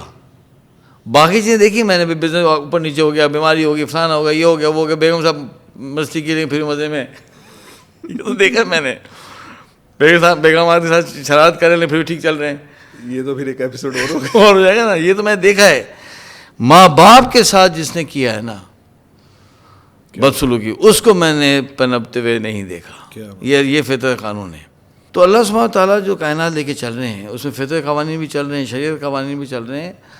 اور جو شریعت کے قوانین کا ایک مقصد یہ بھی ہے کہ ہم نادانی میں آ کر کہیں فطرت قانون سے ٹکرا نہ جائیں. وہ انفورگیونگ ہوتا ہے. قانون جگہ پہ کھڑا رہے گا, آپ پاش جائیں گے, ٹکرا نہ جائیں. تو قرآن میں آتا ہے بھی والدین کی خدمت کرو, والدین کا خیال رکھو, اف نہ کہو. کیوں؟ اللہ سبحانہ تعالیٰ نہیں چاہتے کہ ہم جا کے اللہ کے اس قانون سے ٹکرا جائیں. تو کچھ قوانین ہیں جو چل رہے ہوتے ہیں. اچھا, ہمیں پتہ نہیں چلتا. اللہ کی پلاننگ میں کوئی چیز رینڈم نہیں ہوتی. سن لیں, ہر چیز کے پیچھے کوئی نہ کوئی کیلکولیشن ہوتی ہے. رائٹ. ایک میجرمنٹ ہوتی ہے. اللہ سبحانہ تعالیٰ کوئی چیز فضول میں نہیں کرتے. کوئی چیز عبث نہیں ہوتی نا. وہ ہے نا کہ میں نے کوئی چیز عبث پیدا نہیں کی. تو نہ کوئی چیز عبث پیدا کی ہے, نہ کوئی اسٹریٹجی عبث ہے, نہ کوئی فیصلہ عبث. ہر چیز کے پیچھے ایک قانون ہوتا ہے. ہمیں سمجھ نہیں آتا. تو میں بڑے سالوں تک سوچتا تھا کہ یار میں کیوں, میں نے کون سا ایسا کمال کیا یار, یعنی میں تو گناہگار آدمی ہوں یار, یہ ہمیں یہ سارے جو بینیفٹس ملے ہے نا, اس طرح سے بچا کے یہاں سے نکالا, وہاں سے نکل رہا, یہاں سے نکل. تو پھر وہ کہانی آئی گئی. اب ملاحظہ فرمایا کہ اصل کہانی کیا ہے. کہانی یہ ہوئی کہ ہمارے جو, میں بتایا بھی تھا پہلے کہ ہمارے جو دادا کے والد تھے اسماعیل صاحب, سید اسماعیل, یہ عمان سے تھے, عرب تھے. اس زمانے میں عمان جو ہے وہ بہت غربت میں تھا, اور انڈیا واز دا جول آف دا برٹش امپائر. یعنی برٹش امپائر کا سب سے رچ جو ٹیریٹری تھی وہ انڈیا تھا. سمجھے نا. اسی لیے بعد میں جنگیں ہوئیں, فلانا ہوا سارا. سونے کی چڑیا کہا گیا اسے. سونے کی چڑیا کہا گیا, ہاں, دا جول آف دا برٹش امپائر. تو یہاں دوسرے ممالک سے لوگ آتے تھے فار اے بیٹر فیوچر. تو یہ جو ہمارے دادا کے والد تھے, پردادا تھے, یہ آئے تھے کوئی 16-17 سال کی عمر کے اندر, اور یہ لینڈ ہوئے جناب ساؤتھ آف انڈیا میں, اور یہ سیٹل ہو گئے بنگلور میں, اور وہاں انہوں نے شادی بھی کر لی اور بڑی محنت کی. تو یہ ان کے بزنس سے سیٹ اپ ہو گئے. ہی بیکیم ویری رچ, دادا کے والد. اور تقریباً کوئی 8 سے 10 انڈسٹریز تھیں, اس میں ٹیکسٹائل کی انڈسٹری تھی, اور فلانا تھا, اور یہ تھا, وہ تھا. لیکن جو ہمارے دادا تھے وہ تھے تو بڑے نیک آدمی یوسف صاحب, لیکن ان کا نا بزنس کا بالکل ایکیومن نہیں تھا. ہر کسی کا مزاج نہیں تھا, ان کا مزاج نہیں تھا بزنس کا. تو وہ جو تھی نا اتنی بڑی امپائر, وہ ان سے سنبھل ہی نہیں رہی تھی. اس میں توڑ پھوڑ ہو رہا تھا, وہ نہیں ہو رہا تھا. اب اسی اثنا میں جو ہے یہ پاکستان بن گیا, اور یہ لوگ, اچھا یہ کیا ہوا تھا کہ یہ چند بچوں کو لے کر ہمارے دادا پاکستان بننے سے پہلے پاکستان آئے دیکھنے کے لیے. اس علاقے میں آئے کہ پاکستان بننے کی بات چیت ہو جا کے دیکھیں کہ کیسا ہے علاقہ. تو یہ آئے تھے دیکھنے کے لیے ایز اے ٹورسٹ, کہ ہم جا کے دیکھتے ہیں کراچی کیا, مطلب اگر یہ پاکستان بنے گا تو کس طرح کے, تو کبھی آئے نہیں تھے اس طرف. مثال طور پر اوہو, ایک بڑی اہم پوائنٹ, مسٹری سالو ہو گئی. ہاں, یہ جو آپ نے پوری دنیا کو ویژننگ پڑھائی ہے, یہ بھی جینیٹکس میں ہاں ثابت ہو گیا. تو وہ ایکچوئل میں دادا اور کچھ ان کے بچے, ہاں, انہوں نے کہا, پیسے والے تھے نا, تو انہوں نے کہا یار یہ بات چیت چل رہی ہے کہ پاکستان بنے گا, تو ہم انڈیا میں رہیں, ہم پاکستان میں رہیں, ہم کہاں رہیں, تو چلو جا کے دیکھ کے آتے ہیں جو پاکستان بنے گا علاقہ وہ کیسا ہے. مثال سے بہت سے لوگ ایسے ہیں, اب میرے گھر سوات میں, تو بہت سے لوگ کہتے ہیں ہم تو سوات گئے نہیں ہیں, پاکستان کے لیے سوات نہیں دیکھا, ہوتا ہے نا. تو ہم نے, وہ بھی انڈیا تھا تو ہم نے تو نہیں دیکھا کراچی وغیرہ. تو چلو, تو یہ آئے دیکھنے کے لیے کہ ہم کیا ہے یہاں, جائزہ لینے آئے. تو چند دن رکے کراچی میں. اس پیریڈ میں جو ہے نا وہ پارٹیشن ہو گیا. اچھا, ہاں, اور یہ یہاں رہ گئے. کچھ بچے وہاں رہ گئے ہمارے، یعنی کچھ پھپھویں وہاں رہ گئی. ہم 10 یہ بچے تھے ان کے، 5 بیٹے 5 بیٹیاں. کچھ وہاں رہ گئیں، کچھ یہاں رہ گئے اور یہ واپس نہیں جا سکے. اچھا ٹوسٹ آپ کی زندگی میں بھی یہ بھی بات نہیں ختم ہو سکتا، نہیں ہو سکتا، یہ واپس جا نہیں سکے. تو ہمارے والد صاحب کہتے ہیں کہ اب کیا کریں، اب تو یہیں رہ گئے. تو جب گورنمنٹ سے بات کی اور انہوں نے بتایا کہ وہاں انڈسٹری تھی، تو وہاں وہ رول چل رہا تھا گورنمنٹ کا کہ جی سیٹلمنٹ، یعنی جو لوگوں کے وہاں انڈسٹری تھی اور وہاں رہ گئی، تو یہاں کے جو ہندو مائیگرینٹس تھے ان کی انڈسٹری تھی، وہ انڈسٹری ان کو مل جاتی. جی ایسے ہی. تو اسی لیے ہمارے دادا کو مل گئی ایک ڈیلائٹ سنیما ملا کوئٹہ میں اور ماچس فیکٹری لاہور میں.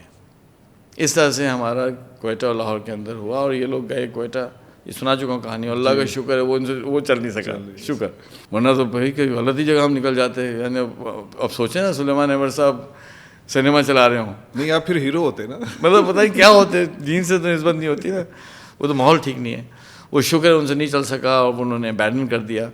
اور وہ سنیما رہا، یا کسی نے قبضہ کر لیا، وہ چلتا رہا. اب مجھے پتہ چلا ہے کہ میں ابھی ملا ہوں کوئٹہ کے بندے سے، اس نے نہیں وہ سنیما فائنلی جو ہے اس کو کر کے وہاں مال بنایا، اس کا نام ہے ڈیلائٹ مال. وہ ڈیلائٹ سنیما کا ڈیلائٹ مال بن گیا. خیر انہوں نے وہ ابینڈن کر کے لاہور آ گئے، وہ ماچس فیکٹری چلانے لگے. انہوں نے کہا اچھا کیا کریں، تو گزارا کیسے ہوگا. تو ان کے ساتھ کچھ ڈائمنڈس تھے، یہ ساتھ لے کے آئے تھے ڈائمنڈس.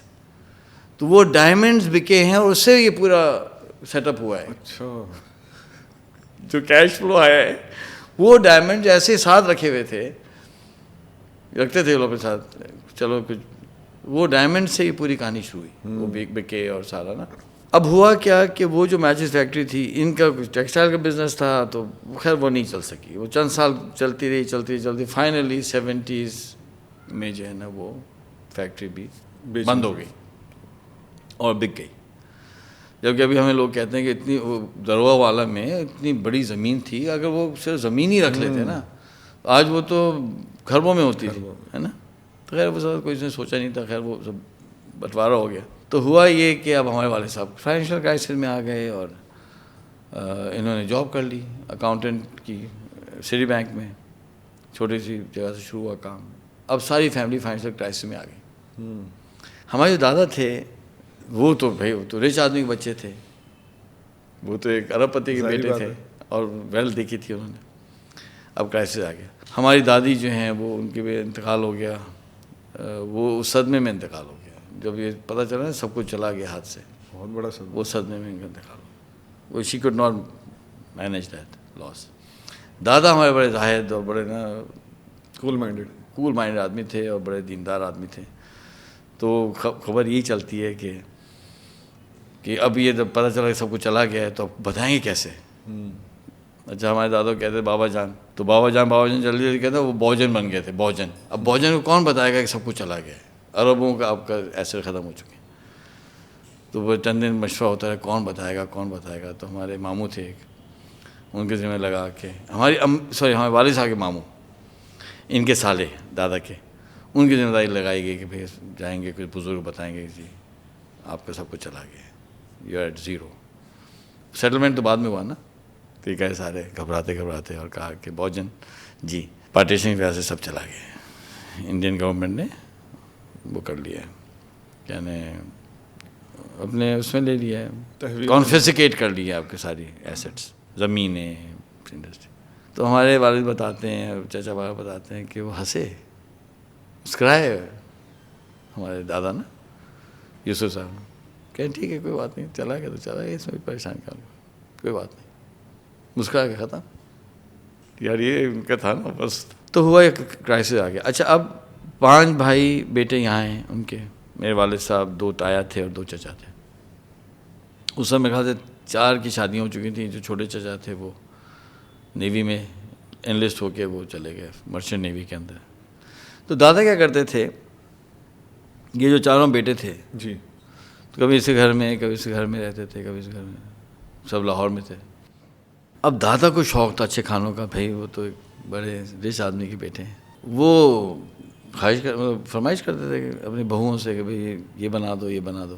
اور وہ ہمیں بیچاری سب فائنینشیل کرائسس کا شکایت، وہ کہتے تھے کہ نہیں بہت جان معذرت پیسے کم ہیں فلاں ہیں. وہ ہماری والدہ سے کہتے تھے اچھا ہاں کہ امی کا نام حمیرہ تھا، تو حمیرہ مجھے آج یہ دل چاہ رہا ہے کھانے کا، مطلب کڑھائی بنا دو یا کچھ بنا دو. ہماری والدہ کیا کرتی تھیں کیا بات. کہ ہمارے والد صاحب کو بتائے بغیر چپکے سے اپنا زیور بیچتی تھی. نہیں ہاں صرف دادا کو کھلانے کے لیے وہ زیور بیچا اوہ اور فرمایا خانہ کھلا دیا. انبلیویبل. ہاں اچھا اب آپ یہ سوچیں کہ ایک بندہ جو ہو وہ کسی کے لیے سپوز کریں کہ کوئی مجھے کہتا ہے کہ یار وہ مجھے نا مچھلی کھانی ہے اور گاڑی نہیں، اور میں جو ہے نا 15 کلومیٹر جاؤں اور مچھلی خرید کے لے کے آ جاؤں، تو اگر میں اتنی بڑی خدمت کروں گا تو اس میں چھوٹی چھوٹی خدمت تو ویسے ہی کرنی ہے نا. میں نے پانی مانگے تو میں تو دوں گا. کیا بات. تو جو خاتون اپنے سسر کے لیے زیور بیچ رہی ہے کھانا، تو باقی خدمت تو کرتی ہوگی نا، کپڑے بھی اسی کرتی ہوں گی، دھوتے بھی ہوں گی. اچھا ان کو پتہ نہ دادا کو پتہ کہ کہاں سے کہاں آ رہا ہے، نہ والد صاحب کیا کرتے بیچارے سٹی میں اتنے وہ بزی تھے. ابھی آپ کو پتہ ہے بینکرس کی لائف کیا ہوتی ہے، صبح گئے شام کو آئے بس پیسے دے دیے بھائی تم مینیج کرو. اچھا امی پڑھی لکھی تھیں، آنرس کیا ہوا تھا، تو ایجوکیٹڈ لیڈی، تو سارا گھر وہی مینیج کرتی تھی. اب ابا کو نہیں پتا کہ کہاں سے یہ پلاؤ اور قورمے جو بن رہے ہیں دادا کی فرمائش پہ کہاں سے آ رہا ہے. ایسی بات سنی نہیں کبھی. ہاں وہم و گمان میں بھی نہیں ہوتا نا. مطلب بھائی لوگ تو اپنے بچوں پہ خرچ نہیں کرتے، زیور اپنے بچوں پہ نہیں بیچ دیتے، اپنے بھائی کو نہیں دیں گے، اپنے بیٹے کو نہیں دیں گے، شوہر کو نہیں دیتے. شوہر ہمیں کہتے ہیں ہماری بیگم نے تو ہم کو نہیں سپورٹ کیا، یہ اپنے سسر کو کھلا رہی ہے. تو ہوا کیا، وہی ہونا تھا. یہ ہو گئی ان کی کیا فیوریٹ. کیا بات. ہاں فیوریٹ ہو گئی. اچھا اب کسی کو پتا تو نہیں، اللہ تو دیکھ رہے ہیں نا بھائی، اللہ کے پاس ریکارڈ ہو رہا ہے کہ ایک بہو اس طرح سے بیچاری کر رہی ہے. اچھا وہ ہماری والدہ بھی کوئی بہت فائنینشلی ویل آف نہیں تھے، مطلب ہمارے جو نانا وغیرہ تھے وہ تو بالکل ہی مڈل کلاس لوگ تھے، اور وہ ایک سمپل سی فیملی تھی. اب زیور تھوڑا بہت ملا ہوگا، کیا ملا ہوگا.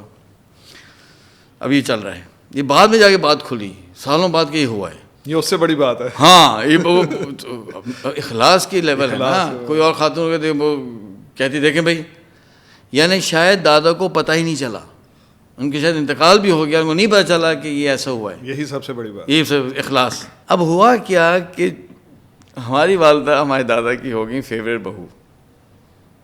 آف کورس بھائی ہماری بہو بھی ہماری خدمت ایسے کرے تو ہم بھی بولیں گے یار چلو. اب وہ اس طرح کے مجھے یہاں رہنا ہے، مجھے سرفراز کے گھر میں رہنا ہے.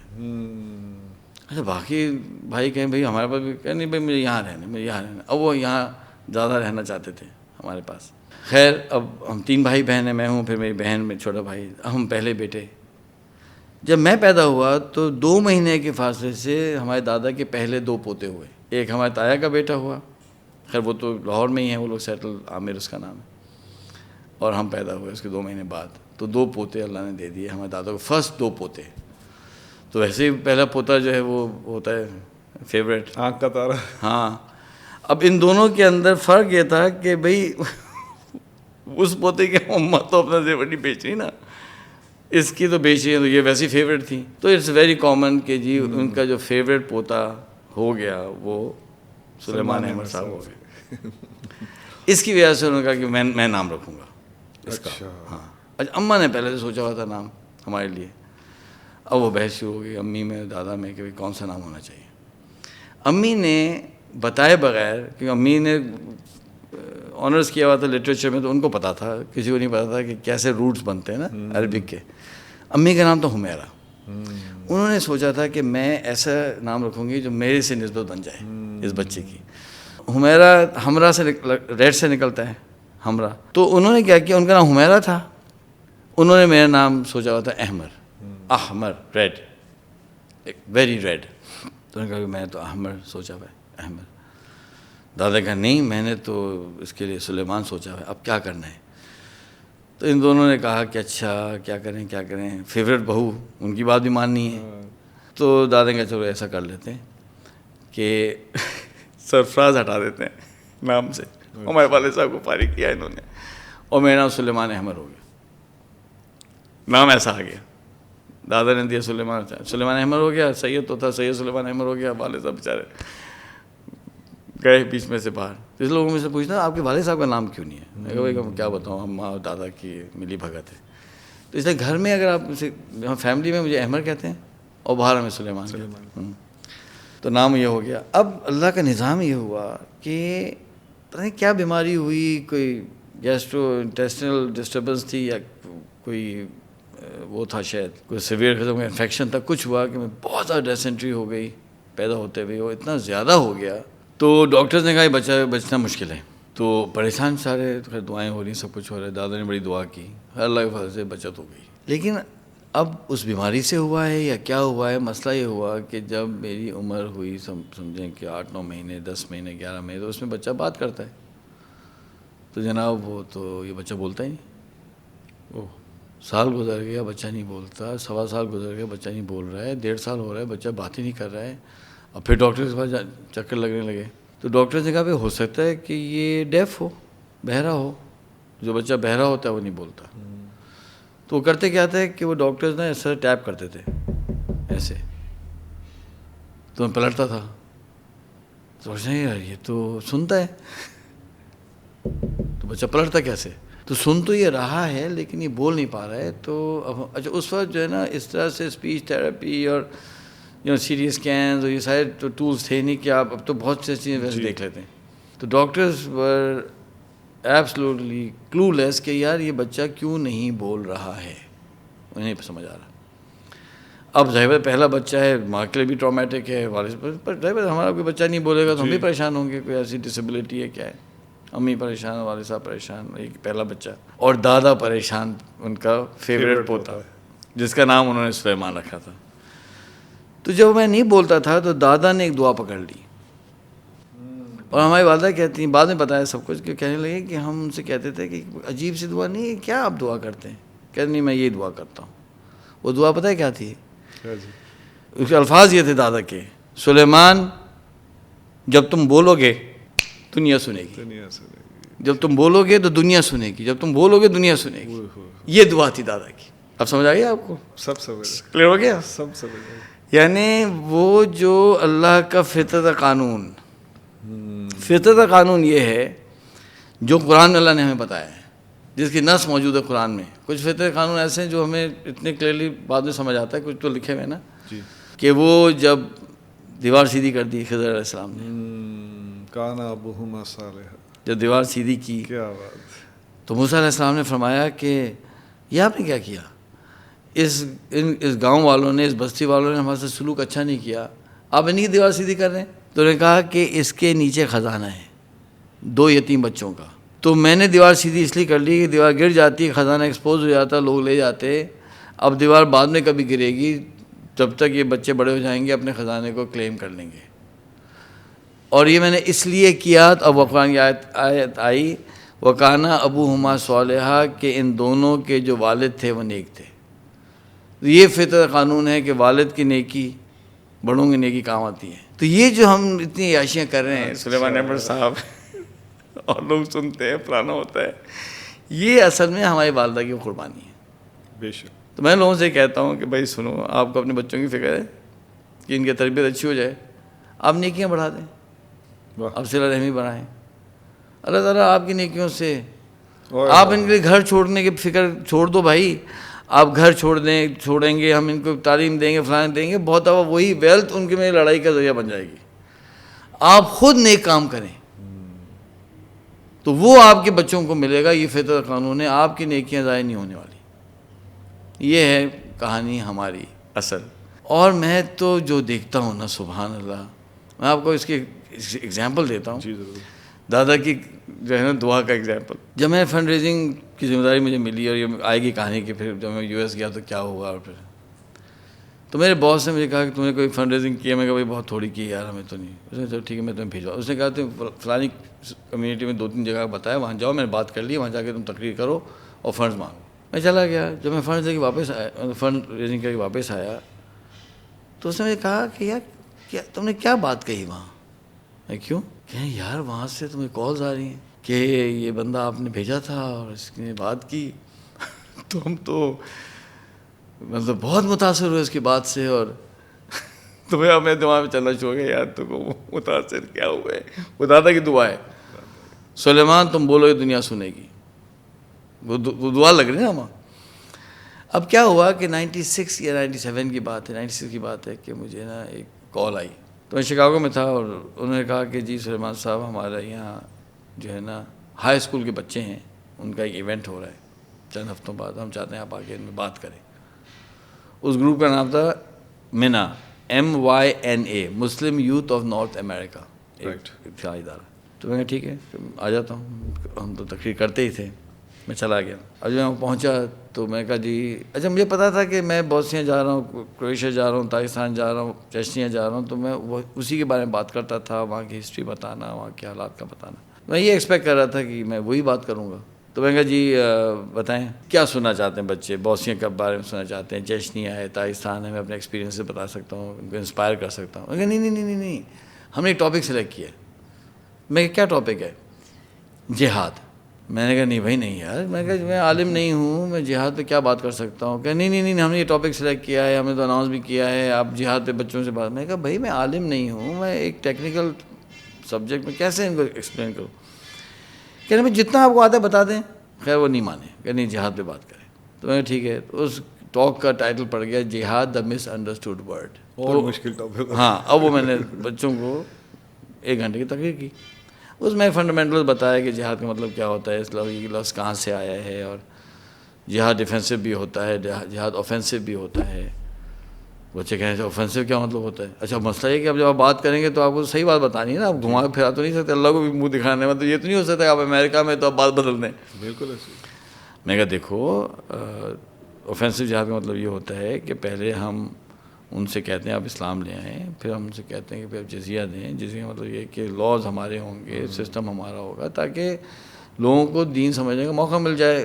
دین میں تو سختی ہے نہیں، کسی کو سختی سے مسلمان کر نہیں سکتے، لیکن کم از کم ان کو نظر تو آئے نا، ان تک بات تو پہنچے. تو اگر وہ یہ بھی نہیں مانتے اور وہ آبسٹرکشن بن رہے ہیں کہ ہم اسلام کو ان کے میسیج تک نہیں لے کے جا سکتے، تو ہم کو تو ان کو راستے سے ہٹانا پڑے گا. اس راستے سے ہٹانے کو کہتے ہیں اوفینسو جہاد کرنا پڑے گا.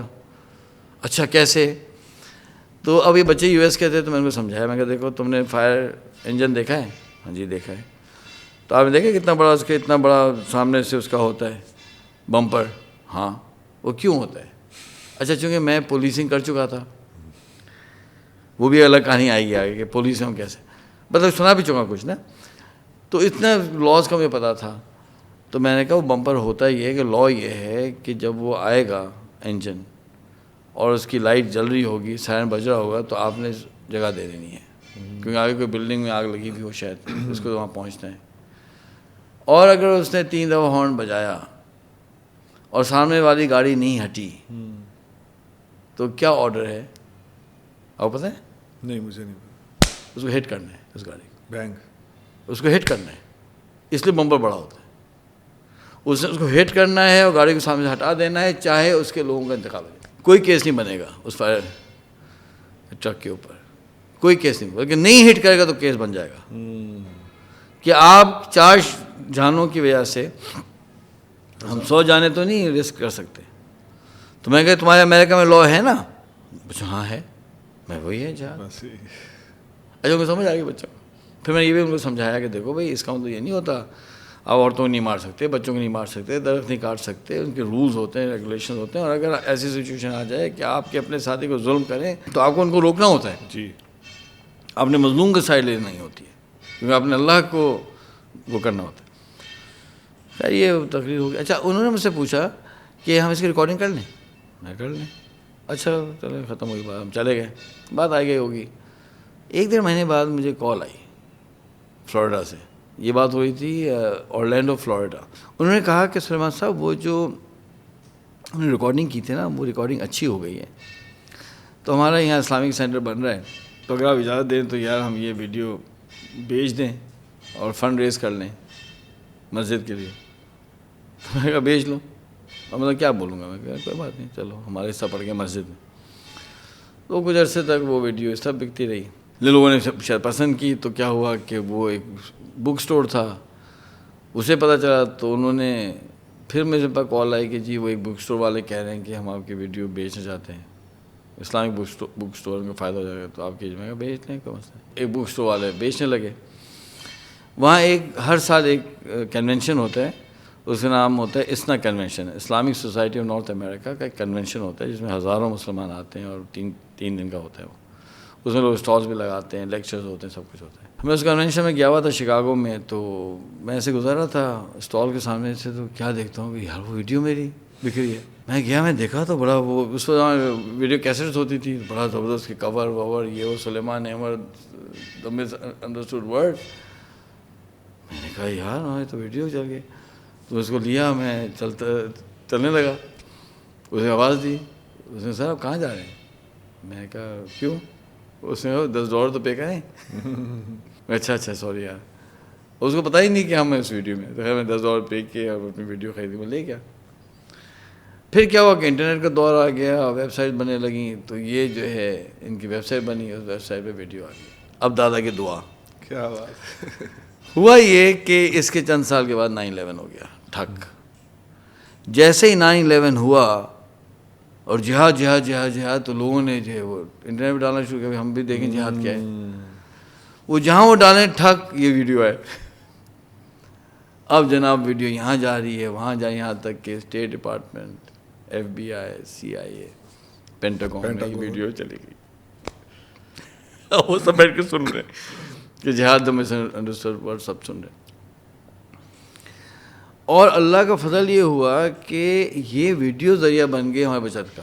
کیوں لوگوں نے کہا کہ یہ تو 4 سال پہلے 5 سال پہلے یہ ویڈیو بنی ہے.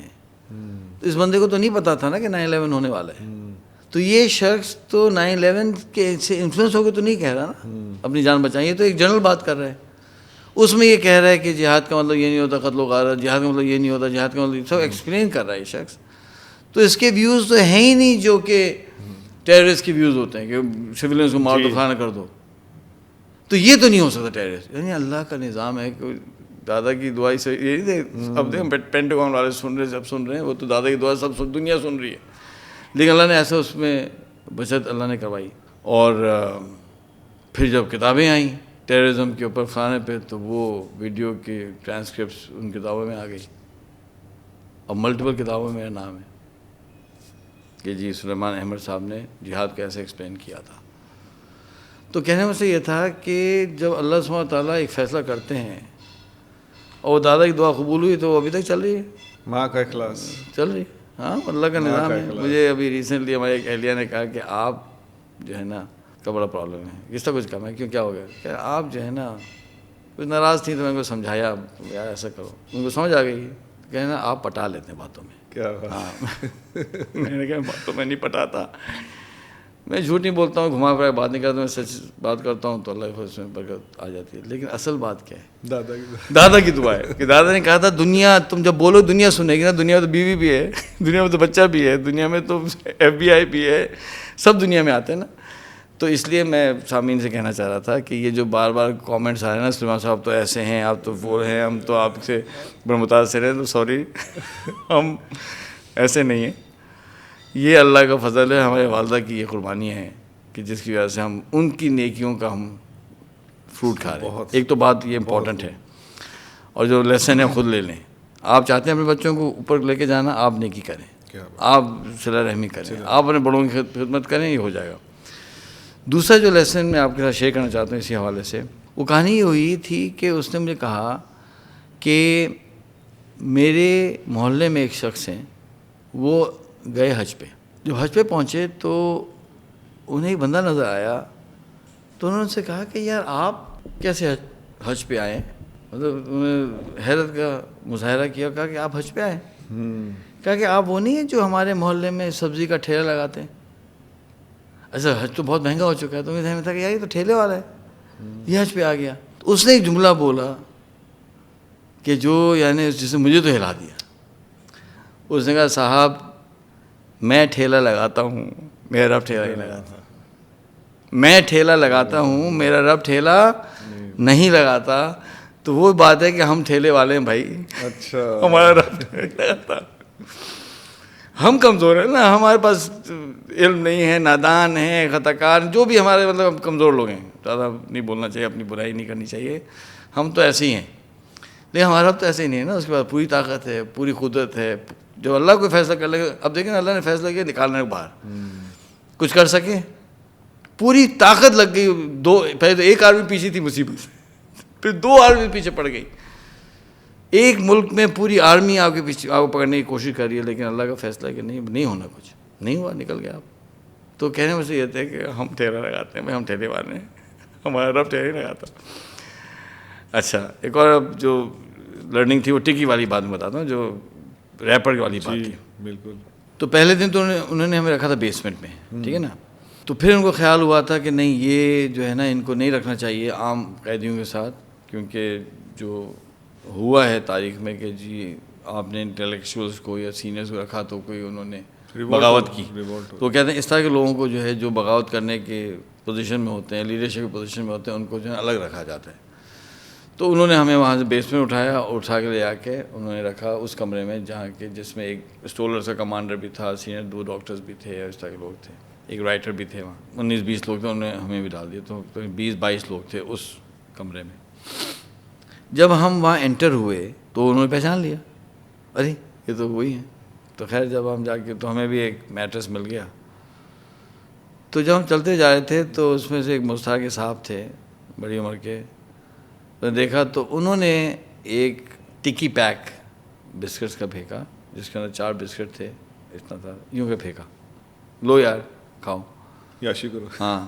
تو ہم نے کیچ کیا، ہم ظاہر کھانا کھا کے ایک دن ہو چکا تھا، بھوک تو بہت شدید، ان کو بھی پتا تھا کھانا کہاں ملتا ہے، یہ بیچارے بھوکے ہی ہوں گے. تو انہوں نے جو ہے وہ دیا اور ہم نے وہ کھایا. 2 بسکٹ اس نے کھا لیے، 2 بسکٹ ہم نے کھا لیا، اور وہ جو ریپر تھا وہ میں نے میٹرس کے نیچے ڈال دیا. ہم بھول گئے. پہلے کیا تھا 2 وقت کھانا ملتا تھا، صبح اور شام، پھر وہ 1 پہ آیا، پھر وہ بھی مس ہونے لگا، اس طرح چلنا شروع ہو گیا، کھانا کم ہو گیا. پھر یہ ہوا کہ جو میں نے بتایا تھا آپ کو کہ آگے لڑائی ہوئی، ان کے لوگ مارے گئے. تو یہ کرتے کیا تھے کہ جب ان کے لوگ مارے جاتے تھے تو یہ غصہ اتارتے تھے قیدیوں پہ. شراب پی آئے، قیدیوں کو نکالا، پوری رات مارا، پوری رات مارا. تو اب اس دفعہ زیادہ لوگ مارے گئے ان کے، تو انہوں نے وہ غصہ اس طرح نکالا کہ دونوں کانسنٹریشن کیمپس کے اندر کھانا بند کر دیا 3 دن کے لیے. اچھا ان کے اس کیمپ میں کھانا بھی بند ہوا اور پانی بند ہوا، ہمارے پاس پانی نہیں بند ہوا لیکن کھانا بند ہو گیا. اچھا اب وہ کھانا تو بند ہوا لیکن اس پیریڈ میں نا وہ پٹائی بھی نہیں ہوئی. تو میں نے کہا یار یہ ٹھیک ہے، کھانا ہی بند ہوا ہے نا یار، پٹائی تو نہیں ہو رہی، مار تو نہیں پڑ رہی، تو کوئی بات نہیں.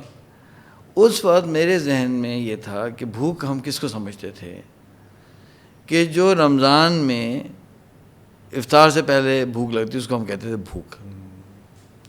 تو میں نے کہا یہ ہوتی ہے بھوک. تو میں نے کہا یہ تو برداشت کر ہی لیں گے، رمضان میں برداشت کرتے ہیں تو کر لیں گے برداشت، یار پٹائی تو نہیں ہو رہی نا. میں تو بڑا ریلیکس ہو گیا. اللہ مجھے معاف کرے، کبھی کبھی جو میں پڑھتا تھا صحابہ کے واقعات کہ جی وہ بھوک آ گئی اور بھوک میں چلتے رہے اور گٹلیاں چوستے رہے، تو میں سوچتا تھا کہ یار دیکھیں نا ٹھیک ہے بھوک آ گئی، لیکن یار اس کو اتنا زیادہ اس کو سینسیشنلائز کرنا، اور کیوں؟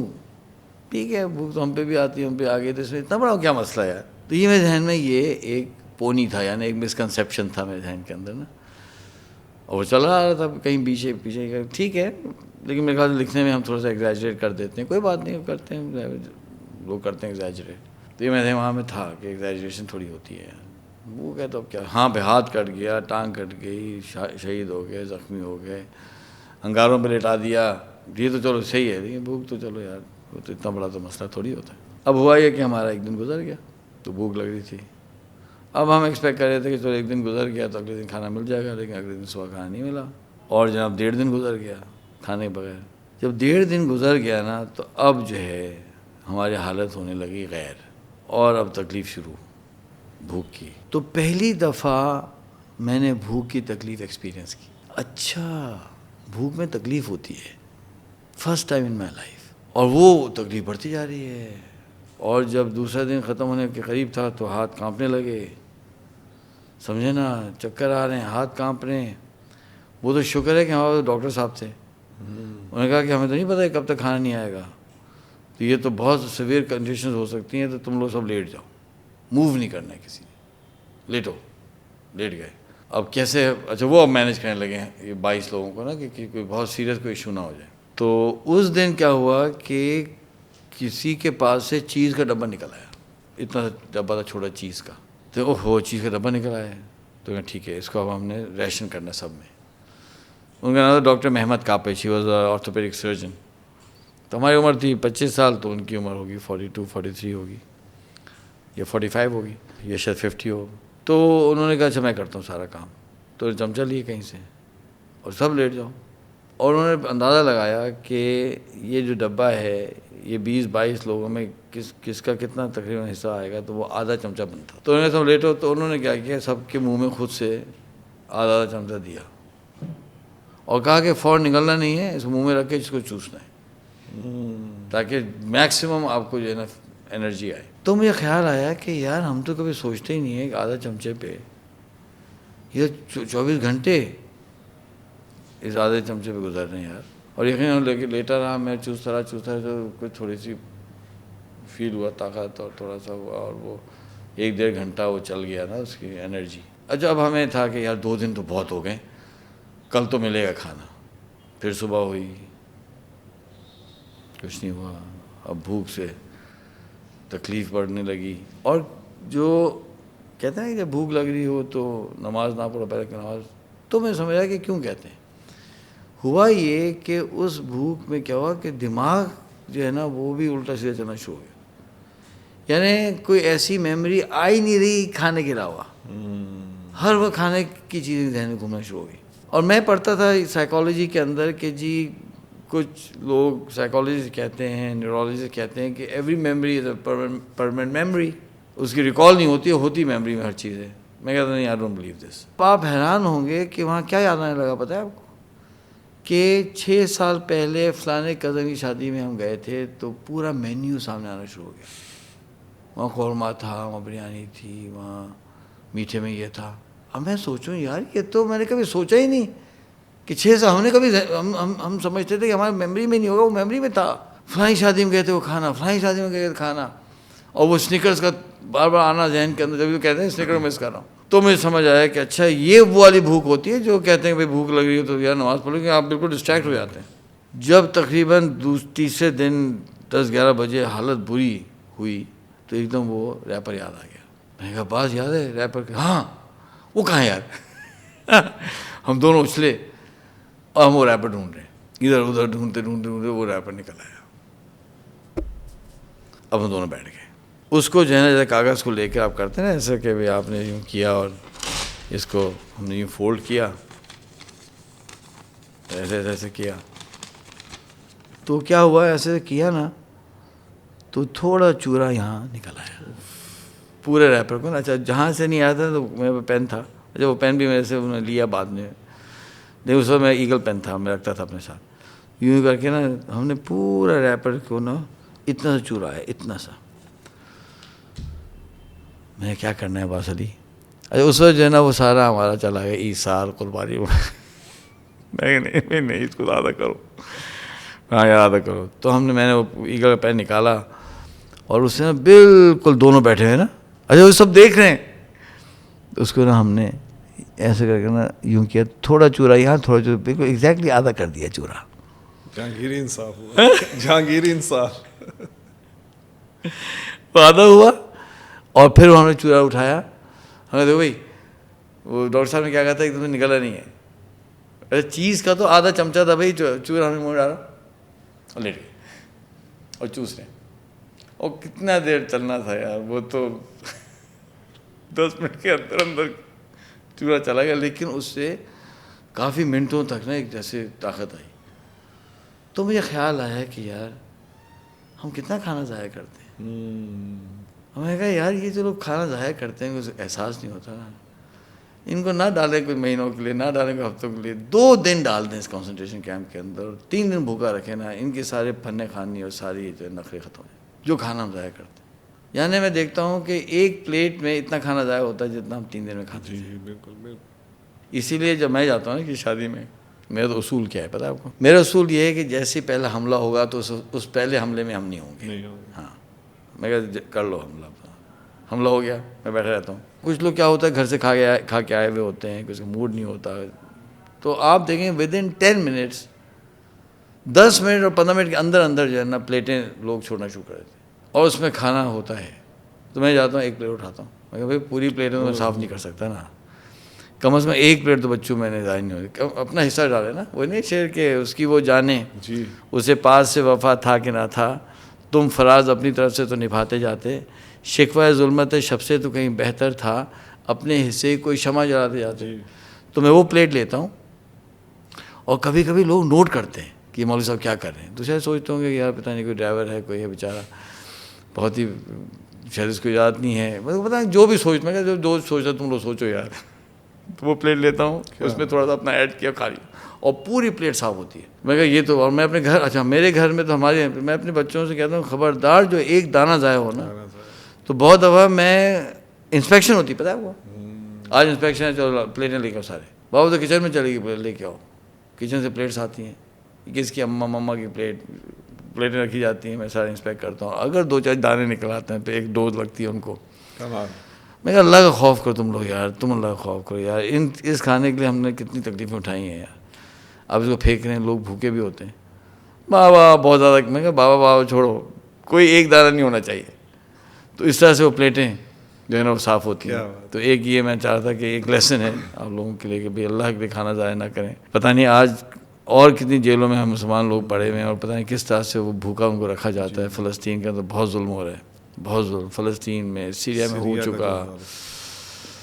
ان کی تو فیملیز ہیں نا جن کے ساتھ ہم لوگ کام کر رہے ہیں, وہ تو بتاتے ہیں, اور جگہ بھی ہوتا ہے. تو اللہ تعالیٰ حفاظت فرمائے. آگے چلتے ہیں, یہ ایک لیسن تھا. تو وہ میں آپ سے کہہ رہا تھا کہ چند جو لیسنس میں چاہ رہا تھا کہ سامعین کے سامنے آ جائیں, تاکہ لرننگ ہو نا ہمارے, کہ ہماری زندگی کے اندر اس کا امپیکٹ ہو. آمین. تو اس میں کنسنٹریشن کیمپ کے اندر یہ ہوا کہ انہوں نے نا ایک دفعہ پلان بنایا. اچھا یہ تھا ہمارے سزائے موت سے پہلے والی کہانی ہے. انہوں نے پلان یہ بنایا کہ نا ان کی جو ہے بیک بون کرش کر دو. اچھا ہمیں نہیں پتا یہ پلان بن گیا ہے. تو اب گھٹنے بھی توڑ رہے تھے لوگوں کے, بون بھی فریکچر ہو رہی تھی. تو انہوں نے کہا کہ بیک بون ان کی کرش. اچھا وہ کیا انہوں نے یہ کہ چند لوگوں کو پکڑا, لے گئے, اور ہمیں ایک اور ملٹری کیمپ میں لے کے گئے. تو وہاں وہ مار کٹائی شروع ہو گئی. اچھا ہم دونوں کو الگ کر کے لے گئے اور کہا کہ یہ ایک نا بہت بڑا ہال تھا, جیسے ڈائننگ ہال نہیں ہوتا. جی. تو کہا کہ نا اس ہال کو تم نے صاف کرنا, تم دونوں صاف کرنے. ٹھیک کیسے؟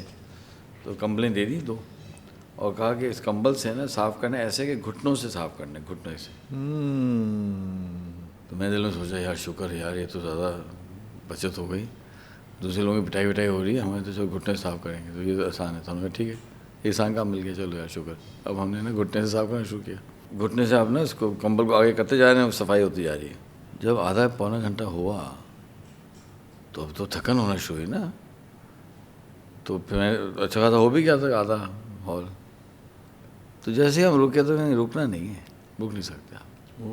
ہاں, اور جہاں رکے وہ مارے ڈنڈوں سے. تو ہوا یہ کہ وہ کرتے کرتے گھٹنے چھل گئے. اب وہ چھلے ہوئے گھٹنوں سے آپ لگے ہوئے, تو وہ چلا کوئی 2-3 گھنٹے. ہاں, پھر میں سمجھ آیا کہ یہ تو مطلب ٹارچر کرنے کا طریقہ ہے نا, آپ کو لگے کچھ اور کچھ کروا لیں.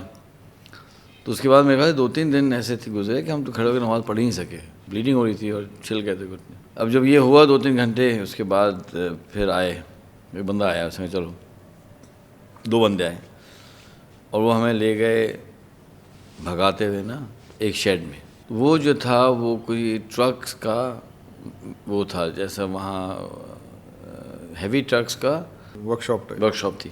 وہاں لے گئے, وہ جو سلائڈنگ ڈور بند کیا, تو وہاں تقریباً کوئی ہوں گے 5-6 سولجرز سے. تو انہوں نے کہا کہ یہ دیوار سے نا ہاتھ کر کے دیوار کے ساتھ کھڑے ہو جاؤ.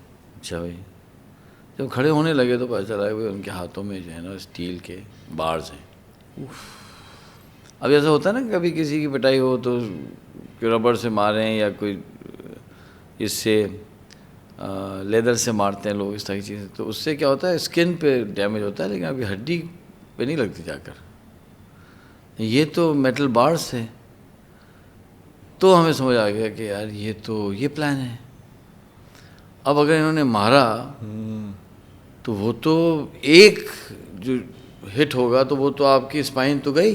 اب جب پیرالائز ہو جائیں گے تو کیسے نکلیں گے؟ اچھا جناب, اب کھڑے ہو, بھائی ہم کھڑے ہوئے. تو ایک بندہ وہاں گیا, بعض کی طرح ایک میری طرف آیا, اس نے اٹھایا پورا نا, اور جو میرا خوف سے اور گھبراہٹ سے برا حال بولنا تو آسان ہوتا ہے، میں بھول نہیں سکتا وہ جو تھا نا فیئر کہ اب یہ لگے گا تو کیا ہوگا. اس نے یوں اٹھایا اور اب وہ مارنے ہی والا تھا کہ عباس علی اوپر لڑ گیا کہ تم ہمیں مار نہیں سکتے، یو کی ناٹ ہٹ اس. کیا مطلب ہے؟ اچھا وہ جو پلٹا تو ہم بھی پلٹ گئے. کیوں؟ اس نے ہم تو جھوٹ بولا. سامعین کے لیے بھائی، اللہ کے لیے بھائی، جنگ میں جھوٹ کی اجازت ہوتی ہے، کہیں فتویٰ نہ لگائیں. اس نے ہم تو یونائٹڈ نیشنز کے ورکرز ہیں، تو یونائٹڈ نیشنز کے ورکرز کو کیسے تم مار سکتے ہو؟ اس نے کہا باپ پلٹو بھائی، یونائٹڈ نیشن تم ورکرز ہو، جھوٹ بول رہے ہو تم لوگ، یونائٹڈ نیشن کا تمہارے سے کیا تعلق ہے؟ چلو واپس چلو. پھر واپس جا کے کھڑے ہوئے ہم، پھر انہوں نے اٹھایا مارنے کے لیے. اب آپ سوچیں گے کہ اب فریکشن آف اے سیکنڈ رہ گیا، it's not even a second, یعنی سیکنڈ کا ایک حصہ رہتا ہے کہ اب یہ آیا، یوں اٹھ گیا. بالکل ایسے ہی. اب وہ پورا آنے والے تھے کہ وہ شیڈ کھلا ایک دم دڑس کر کے نا، آواز آئی کسی نے بہت تیزی سے کھولا، اور وہاں سے کوئی آواز لگائی کسی نے. تو وہ جو آواز لگائی تو پتہ یہ چلا کہ آگے مسلم آرمی کا ہو گیا تھا اٹیک. یہ ان کا کمانڈر تھا ان کا، وہ ٹرک کے ساتھ آیا ہوا تھا. اس نے اٹیک ہو کے چلو فوراً. تو وہ جو ہے اب رہبت ہے، ہماری بیک بون کرش کرنا ایک کام ہے نا، لیکن سامنے ان کے دشمن ہیں مسلمان گھس آئے ہیں تو ان کو ڈیفینڈ کرنا تو زیادہ بڑا کام ہے نا. جی بالکل. وہ بھاگے سارے گھبراہٹ میں نا. کمانڈر اس کا کھڑا ہوا ہے، اس آواز لگائی چلو فوراً بھائی حملہ ہو گیا. وہ تو اللہ کا شکر ہے بھائی، جنہوں نے بھی حملہ کیا اللہ تعالیٰ کو جنت میں بڑے محبت عطا فرمائے. یہ بھاگے سارے. تو ایک نے کہا کہ اچھا ابھی جا رہے ہیں، فکر نہیں کرو، جا کے ہم آتے ہیں نا پھر ماریں گے تمہیں، فکر نہیں کرو، تم لوگوں کو ابھی چھوڑیں گے نہیں، ہم ابھی آگے ماریں گے. تو میں دل میں سوچا کہ چلو شکر ہے ابھی تو مصیبت جان سے ٹلی نا، مطلب آدمی اب دیکھیں گے جو آگے ہوتا ہے، اب تو ٹلی.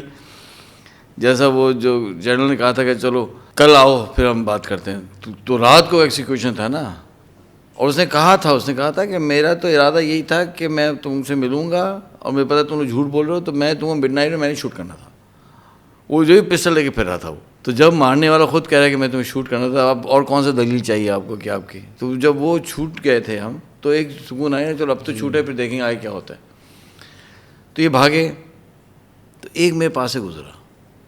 جیسے ہمیں پتہ ہے نا کہ ہم ہندو رام کہتے ہیں اللہ کو، ہمیں پتہ یہ کہتے ہیں، انہیں بھی معلوم ہے کہ مسلمان جو ہیں وہ اللہ کہتے ہیں، خالق کو اللہ کہتے ہیں، انہیں پتہ ہے. اس نے گزرتے ہوئے جملہ کہا جو میں بھول نہیں سکا آج تک. تو انگلش میں کہوں گا ترجمہ کرتا ہوں. اس نے کہا today only your Allah has saved you.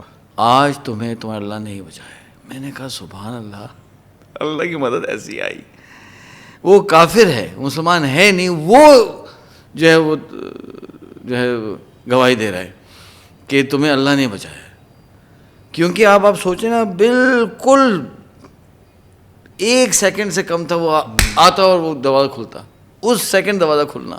تو جب اتنے قریب سے ہم گزرتے تو میں کہا واقعی اللہ تو ہے. اچھا ایک ہوتا ہے کہ پڑھنا اللہ کی عظمت کے بارے میں، اور ایک اللہ کی عظمت کو دیکھنا. تو بعد میں ہم شیر ہوتے چلے گئے. میں نے کہا چھوڑو یار، اللہ تعالیٰ اتنے طاقتور ہیں، ہم تو دیکھ چکے ہیں. تو کیا مسئلہ ہے جو اللہ ایسی مصیبت سے اگر وہ لگ جاتا، سوچیں آپ، پھر تو کہانی اب کہاں سے نکل سکتے تھے. اب وہ اور لوگ پڑے ہوئے تھے زخمی، ہم بھی پڑے رہتے، پتہ نہیں کس تکلیف میں ہوتے.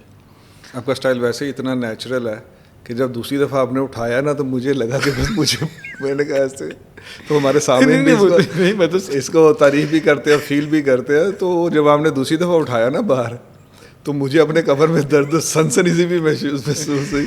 نہیں میں آپ کو سچ جھوٹ تو الحمدہ نہیں بولتا. میں 97 میں نے جھوٹ سے توبہ کی تھی. تو میں آپ کو بتاتا ہوں کہ کہنا کہ ہم بہت بہادر ہیں نا، مطلب ایسا اتنے بہادر ہم نہیں ہیں، لیکن مجھے یاد ہے کہ جو جو خوف جو آیا تھا نا، شاید ایسا خوف میں نے زندگی میں بہت کم محسوس کیا. بالکل ایسا کہ اس نے اٹھایا ہے اور یار وہ آ کے لگے گا. یعنی وہ جو اب ہوتے بھی یہ کوریشن ہے لمبے چوڑے ہیں، ہاں 6 فٹ کے ہوتے ہیں، اور تھے بھی وہ سپاہی اور سارے. تو ایک تو ہے نا آپ آدمی آ کے مارے، ایک تو یہ کہ ایک سپاہی کا تو ہاتھ بھی ہوتا ہے، اور وہ لڑ بھی رہے تھے ان دا مڈل آف اے وار. تو وہ جو ہے اللہ سبحانہ تعالیٰ نے وہ بچا لیا. اور اچھا اب ہوا کیا، یہ تو نکل کے میں کہا چپ پھر ڈھونڈتے ہوئے آئیں گے. اب ہوا ہی وہ آئے نہیں. اب کیا ہوا ہے اللہ کو بہتر معلوم ہے، وہ مارے گئے ہیں یا وہ کہیں اور ان کی پوسٹنگ ہو گئی ہے. کچھ ہوا کہ وہ بندے پھر آئے ہی نہیں.